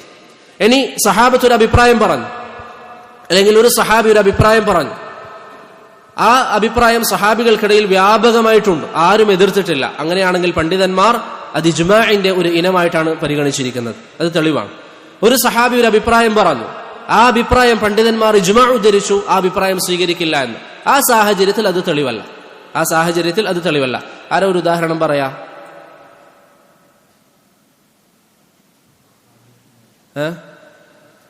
ഇല്ല, ഇജ്മാ ഉദ്ധരിച്ചിട്ടില്ല. അബൂ തൽഹത്ത് അൽ അൻസാരി റളിയല്ലാഹു അൻഹു, എൻ്റെ ഓർമ്മയിൽ അബൂ തൽഹയാണ്, അദ്ദേഹം ഈ ആലിപ്പഴം മഴ പെയ്യുമ്പോൾ വീഴുന്ന ആലിപ്പഴം കഴിച്ചാൽ നോമ്പ് മുറിയില്ല എന്ന അഭിപ്രായം പറഞ്ഞിരുന്നു. അദ്ദേഹം അത് കഴിക്കാറുണ്ടായിരുന്നു. ചില സഹാബികൾ അദ്ദേഹത്തോട് പറഞ്ഞു, പക്ഷെ അദ്ദേഹത്തിന്റെ അഭിപ്രായം അതായിരുന്നു. പക്ഷേ ഹാഫിദ് ഇബ്നു സലാഹ് ശർഹ് മുഷ്കിലിൽ വസീയത്തിൽ ഇജ്മാ ഉദ്ധരിച്ചു, ആ അഭിപ്രായം സ്വീകാര്യമല്ല. അവിടെ ഇജ്മാ നമ്മുടെ മുന്നിൽ തെളിവായി വന്നതുകൊണ്ട് തന്നെ ആ അഭിപ്രായം എന്ത് ചെയ്യും? തള്ളപ്പെടും. ഈ ഒന്നാമത്തെ സാഹചര്യം, ഒരു സഹാബി ഒരു അഭിപ്രായം പറഞ്ഞു, എല്ലാ സഹാബികൾക്കിടയിലും അത് പ്രചരിച്ചു എന്ന് നമ്മൾ കേട്ടു. അങ്ങനെയാണെങ്കിൽ അത് തെളിവാണ്. ഒരു സഹാബി ഒരു അഭിപ്രായം പറഞ്ഞു, അത് പ്രചരിച്ചോ ഇല്ലയോ എന്ന് നമുക്കറിയില്ല, അതും ഏറ്റവും ശരിയായ അഭിപ്രായം അനുസരിച്ച് അത് തെളിവാണ്. 2 സഹാബികൾക്കിടയിൽ അല്ലെങ്കിൽ 2 വിഭാഗം സഹാബികൾക്കിടയിൽ 2 അഭിപ്രായങ്ങൾ വന്നു. അങ്ങനെയാണെങ്കിൽ അവിടെ ചെയ്യേണ്ടത് എന്താണ്? ഖുർആനിനോടും സുന്നത്തിനോടും പൊതുവായ അടിസ്ഥാനങ്ങൾ വെച്ച് ഏറ്റവും യോജിക്കുന്നത് എന്താണോ ആ അഭിപ്രായം സ്വീകരിക്കുക. ഒരു സഹാബി ഒരു അഭിപ്രായം പറഞ്ഞു, അതിനെതിരായി അത് സ്വീകാര്യമല്ല എന്ന് ഉലമാക്കൾ ഇജ്മാ ഉദ്ധരിച്ചാൽ അത് തെളിവല്ല. ഇതാണ് സഹാബത്തിന്റെ വാക്കുകളുമായി ബന്ധപ്പെട്ട് പൊതുവിൽ ഉലമാക്കൾ പറയാറുള്ള ചില കാര്യങ്ങൾ. ഇമാം അഹ്മദ് പറഞ്ഞു, ഒന്നാമത്തെ അസ്ൽ എന്താണ്? അത്തമസ്സുകു ഉസൂലുസ് സുന്നത്തി ഇൻദനാ അത്തമസ്സുകു ബിമാ കാന അലൈഹി അസ്ഹാബു റസൂലില്ലാഹ്, പ്രവാചകന്റെ സഹാബികൾ ഏത് മാർഗത്തിലായിരുന്നു ആ മാർഗം നിങ്ങൾ മുറുകെ പിടിക്കുക. വലിഖ്തിദാഉ ബിഹിം, അവരെ അനുധാവനം ചെയ്യുക. ഇബ്നു മസ്ഊദ് റളിയല്ലാഹു അൻഹു പറഞ്ഞതായി അബൂ ഖൈസമ അദ്ദേഹത്തിന്റെ കിതാബുൽ ഇൽമിൽ പറഞ്ഞതായി കാണാം, ഇത്തബിഉ വലാ തബ്തദിഉ. നിങ്ങൾ, ഇബ്നു മസ്ഊദാണ് പറയുന്നത്, ആരോട്? താബിഈങ്ങളോട്, അദ്ദേഹത്തിന്റെ വിദ്യാർത്ഥികളോട്. ഇത്തബിഉ, നിങ്ങൾ മുറുകെ പിടിക്കുക, പിൻപറ്റുക. ആരെയാണ്? മുൻഗാമികളെ, നിങ്ങൾക്ക് മുമ്പിലുള്ളവരെ, ഖുർആന്റെയും സുന്നത്തിന്റെയും വാഹകർ. ഇത്തബിഉ വലാ തബ്തദിഉ, നിങ്ങൾ പുതുതായി ദീനിൽ ഒരു കാര്യവും ഉണ്ടാക്കാൻ പാടില്ല എന്ന് അദ്ദേഹം പറയുന്നതായി നമുക്ക് കാണാൻ സാധിക്കും. ഇബ്രാഹിം അൻ-നഖഈ റഹിമഹുല്ലാ സഹാബത്തിന്റെ ഫഹമിന് നാം കൊടുക്കേണ്ട പ്രാധാന്യത്തെക്കുറിച്ച് പറഞ്ഞു തരുന്നു. ഇമാം ദാരിമി അദ്ദേഹത്തിന്റെ സുനനിന്റെ മുഖദ്ദിമയിലും ഇബ്നു ബത്ത അദ്ദേഹത്തിന് അൽ ഇബാനയിലും ഉദ്ധരിച്ചതുപോലെ നബി സല്ലല്ലാഹു അലൈഹി വസല്ലമയുടെ സഹാബികൾ നഖത്തിന്റെ മുകളിൽ തടവി എന്ന് വന്നിരുന്നുവെങ്കിൽ ഞാനത് കഴുകാൻ ഇഷ്ടപ്പെടുന്നില്ല, ഞാൻ തടവുമായിരുന്നു എന്ന് ഇമാം ഇബ്രാഹിം അൻ-നഖഈ റഹിമഹുല്ലാ പറയുന്നതായി കാണാം. ഇമാം ഔസാഇ ഇമാം അഹ്ലി ശ്യാം അദ്ദേഹം പറയുന്നു, ഇമാം ആജൂദി അദ്ദേഹത്തിന്റെ ശരീഅയിൽ ഉദ്ധരിച്ചതായി കാണാം, അലൈക ബിആഥാരി സലഫ്, നിന്റെ മുൻഗാമികൾ അവർ പറഞ്ഞ കാര്യങ്ങൾ നീ മുറുകെ പിടിക്കുക. വഇൻ റഫദക അന്നാസ്, ജനങ്ങൾ നിന്നെ എതിർത്താലും. അതുകൊണ്ട് പ്രിയപ്പെട്ടവരെ, നമ്മുടെ മുൻഗാമികളെ സഹാബത്തിന്റെ മാർഗം നാം മുറുകെ പിടിക്കണം. ഇബ്നു ഖുദാമത്ത് അൽ മഖ്ദിസി അദ്ദേഹം ഒരു അധ്യായം തന്നെ ഈ വിഷയത്തിൽ ഉദ്ധരിച്ചതായി നമുക്ക് കാണാം. സഹാബത്തിന്റെ മാർഗം മുറുകെ പിടിക്കുക എന്ന വിഷയത്തിൽ ഒരു അധ്യായം തന്നെ അദ്ദേഹത്തിന്റെ ദമ്മു തഅ്വീലിൽ അദ്ദേഹം പറയുന്നു. ശേഷം അദ്ദേഹം അതിൽ പറയുന്നത്, സഹാബത്തിന്റെ വാക്കുകൾ, അവരുടെ പ്രവർത്തനങ്ങൾ തെളിവല്ല എന്ന വാദം ഇസ്ലാം തന്നെ ശരിയല്ല എന്ന വാദത്തിലേക്ക് കൊണ്ടെത്തിക്കാൻ സാധ്യതയുണ്ട് എന്ന് ഇബ്നു ഖുദാമത്ത് അൽ മഖ്ദിസി റഹിമഹുല്ലാ അദ്ദേഹത്തിന്റെ ദമ്മു തഅ്വീൽ എന്ന കിതാബിൽ പറയുന്നതായി നമുക്ക് കാണാം. അതുകൊണ്ട് സഹാബത്തിന്റെ ആധാറുകൾ, സഹാബത്തിന്റെ മാർഗം നിങ്ങൾ മുറുകെ പിടിക്കുക. ഏത് വിഷയം നിങ്ങളുടെ മുമ്പിൽ ചർച്ചയ്ക്ക് വന്നാലും നിങ്ങൾ ആദ്യം ചിന്തിക്കേണ്ടത് എന്താ? ഖുർആനും സുന്നത്തിന്റെ കൂടെ സഹാബത്തിന്റെ നിലപാട് എന്തായിരുന്നു ഈ വിഷയത്തിൽ. ഇപ്പൊ ഇന്ന് നിങ്ങളുടെ അരികിൽ ഒരാൾ വന്നിട്ട് പറയാണ്, അള്ളാഹുവിന്റെ സിഫാത്തുകൾ ഞാൻ അംഗീകരിക്കുന്നില്ല. നമ്മുടെ നാട്ടിൽ ബഹുഭൂരിപക്ഷം ആളുകൾ ചെയ്യുന്നത് പോലെ അള്ളാഹുവിന്റെ അധിക സിഫാത്തുകളും അള്ളാഹു ചിരിക്കുമെന്ന് പറഞ്ഞാൽ അവർക്ക് അംഗീകരിക്കാൻ പ്രയാസമാണ്. അള്ളാഹു ഒന്നാം ആകാശത്തേക്ക് ഇറങ്ങി വരുമെന്ന് പറഞ്ഞാൽ അവർക്ക് അംഗീകരിക്കാൻ പ്രയാസമാണ്. അവിടെ നിങ്ങൾ ആദ്യം നോക്കേണ്ടെന്നാ. എന്നിട്ട് അവർ നിങ്ങളോട് പറയും, ധാരാളം ഉലമാക്കളുടെ വാദിതാണ്, പല പണ്ഡിതന്മാരും പറഞ്ഞ വാദിതാണ്. നമ്മൾ നോക്കേണ്ടത് ഖുർആനും സുന്നത്തും. നമ്മൾ അവരോട് സുന്നത്ത് പറയുന്നു, അപ്പൊ അവരെന്ത് ചെയ്യും? അതിനെ വ്യാഖ്യാനിക്കും, അതിന് മറ്റർത്ഥങ്ങൾ നൽകും. അവിടെയാണ് നമ്മൾ പറഞ്ഞത്, വയത്തബിഅ ഗൈറ സബീലിൽ മുഅ്മിനീൻ, മുഅ്മിനീങ്ങളുടേതല്ലാത്ത മാർഗം പിൻപറ്റുന്നവർ. അപ്പൊ നമ്മൾ എന്ത് ചെയ്യണം? മുഅ്മിനീങ്ങൾ സഹാബത്തിന്റെ മാർഗം പിൻപറ്റുക. അവിടെ നമ്മൾ നോക്കുക, സഹാബത്ത് ഇങ്ങനെ അള്ളാഹു ഒന്നാം ആകാശത്തേക്ക് ഇറങ്ങി വരുമെന്ന് പറഞ്ഞതിനെ വ്യാഖ്യാനിച്ചിരുന്നോ? വ്യാഖ്യാനിച്ചിട്ടില്ല. അള്ളാഹു ചിരിക്കുമെന്ന് പറഞ്ഞതിനെ അവർ നിഷേധിച്ചിരുന്നോ? നിഷേധിച്ചിട്ടില്ല. അവർക്ക് ശേഷമുള്ള സകല ആളുകളും അവർക്കെതിരാണെങ്കിലും സഹാബത്തിന്റെ മാർഗത്തിൽ അതിനെതിരല്ല. ഇപ്പൊ സഹാബത്ത് അത് സ്ഥാപിച്ചിരുന്നു. അള്ളാഹുവിന്റെ സിഫാത്തുകളിൽ അവർ വിശ്വസിച്ചിരുന്നു. അള്ളാഹു പറയുന്നു, അള്ളാഹു അർശിനുപരിയിലാണ്. അതാണ് അഹ്ലുസുന്നയുടെ വിശ്വാസം. സഹാബികൾ അതാണ് വിശ്വസിച്ചത്. ഇന്നൊരാൾ വന്നിട്ട് പറയാണ്, അല്ല, അള്ളാഹു എല്ലായിടത്തുമുണ്ട്. അവിടെ അവർ നിങ്ങളോട് എന്ത് പറയും? ഇന്ന പണ്ഡിതൻ അത് പറഞ്ഞിട്ടുണ്ട്, ഇന്നയാൾ ഇത് പറഞ്ഞിട്ടുണ്ട്. ഇങ്ങനെ ധാരാളം പണ്ഡിതന്മാരുടെ പേര് പറയും. നമ്മുടെ ചോദ്യം, അബൂബക്കർ പറഞ്ഞിട്ടുണ്ടോ? ഉമർ പറഞ്ഞിട്ടുണ്ടോ? ഉസ്മാൻ പറഞ്ഞിട്ടുണ്ടോ? അലി പറഞ്ഞിട്ടുണ്ടോ? തൽഹ, ആരെങ്കിലും? അബ്ദുറഹ്മാൻ ബിൻ ഔഫ് റളിയല്ലാഹു അൻഹും ഒരാളും പറഞ്ഞിട്ടില്ല. അഹ്ലുസുന്നയുടെ വിശ്വാസത്തിന്റെ അടിസ്ഥാന മാനദണ്ഡം സഹാബത്തിന്റെ മാർഗം പിൻപറ്റുക എന്നുള്ളത്. സഹാബത്തിന്റെ മാർഗം ഇത് നമുക്ക് മറ്റുള്ളവരോട് വിശദീകരിച്ചു കൊടുക്കാൻ ഏറ്റവും എളുപ്പമുള്ള മാർഗമാണ്. അതുകൊണ്ടാണ് ശൈഖുൽ ഇസ്ലാം ഇബ്നു തൈമിയ്യ റഹിമഹുല്ലാ പറഞ്ഞത്, സലഫുകളിലേക്ക് ചേർത്തുകൊണ്ട് ഒരാൾക്ക് അധികം വാദിച്ചു നിൽക്കാൻ സാധ്യമല്ല. ഇപ്പൊ ഖുർആൻ നമ്മൾ പറഞ്ഞാൽ അവരതിന് അർത്ഥം കൊണ്ടുവരും, ഇങ്ങനെ അതിന് ഉദ്ദേശമുണ്ട് എന്ന് പറയും. ഇപ്പൊ ഉദാഹരണത്തിന് നബിദിനാഘോഷം നടത്തുന്നവർ, അവർ ഖുൽ ബിഫദ്ലില്ലാഹി വബിറഹ്മതിഹി ഫബിദാലിക ഫല്യഫ്റഹു, അവരുടെ വാദം എന്താണ്? അള്ളാഹു പറഞ്ഞിട്ടുണ്ട്, നിങ്ങൾ സന്തോഷിക്കാൻ, അതുകൊണ്ട് നമ്മൾ നബിദിനം ആഘോഷിക്കുന്നു. തയ്യിബ്. ഇപ്പൊ ഖുർആൻ അവരങ്ങനെ വിശദീകരിച്ചു. നമ്മൾ പറയാണ്, ഇല്ല, ആയത്തിൽ അത് പെടില്ല. അവർ പറയും, ഇല്ല, ആയത്തിൽ പെടും. ഹദീസുകളിൽ അവർക്ക് വ്യക്തമായിട്ട് തെളിവില്ല. അപ്പൊ അവരെന്ത് ചെയ്യും? നമ്മൾ അവരോട് ചോദിക്കുക, ഈ ആയത്ത് സഹാബികൾ അങ്ങനെ മനസ്സിലാക്കിയിട്ടുണ്ടോ? മനസ്സിലാക്കിയിട്ടില്ല. സഹാബികൾ മനസ്സിലാക്കിയിട്ടില്ല. സഹാബികൾ മനസ്സിലാക്കാത്തൊരു കാര്യം എങ്ങനെ നമുക്ക് മനസ്സിലാകാം? അങ്ങനെ ഒരു കാര്യം നമ്മൾ മനസ്സിലാക്കിയാൽ അതിന്റെ അർത്ഥം എന്താണ്? സഹാബത്തിനേക്കാളും മികച്ച ആളുകളാണ് നമ്മൾ.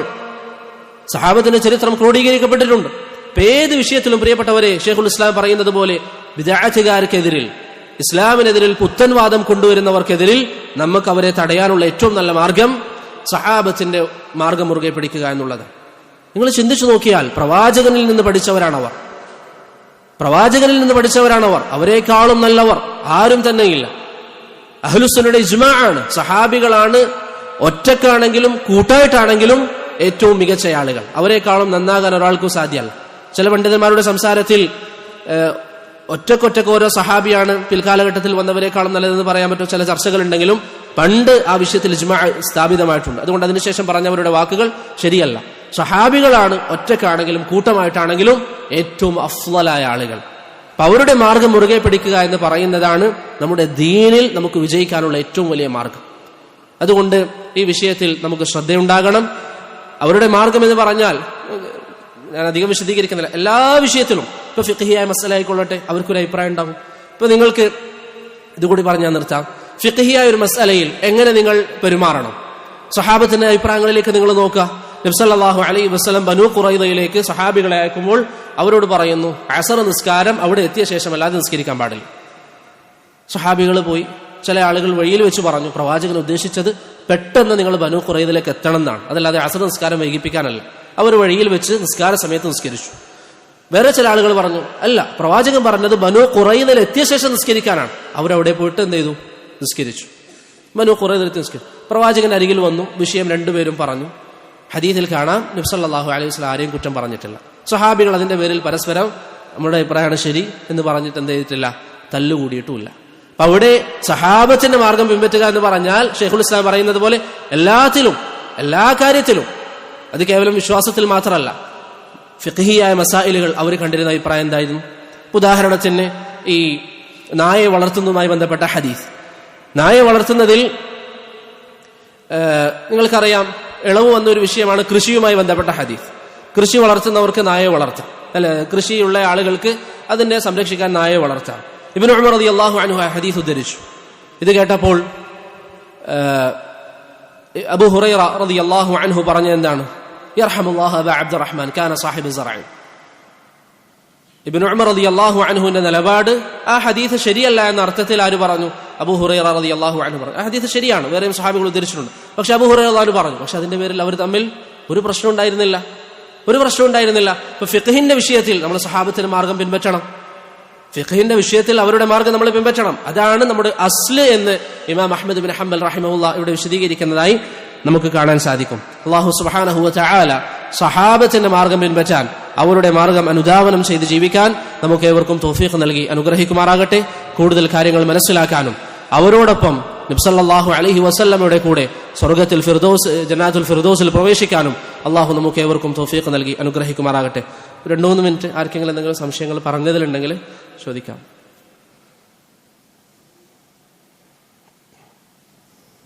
എന്തെങ്കിലുണ്ടോ? അദ്ദേഹത്തിന് ഉമ്മയും വാപ്പയൊക്കെ മറവിലായിരുന്നു. പിന്നീട് അവർ ഗർഭിണിയായ സമയത്ത്, ഇമാം അഹ്മദിന് ഗർഭിണിയായ സമയത്ത് ബഗ്ദാദിലേക്ക് വന്നു. പിന്നെ ബഗ്ദാദിലാണ് പ്രസവം ഉണ്ടായത്. ഖലാസ് തയ്യിബ്. സുബ്ഹാനല്ലാഹ്.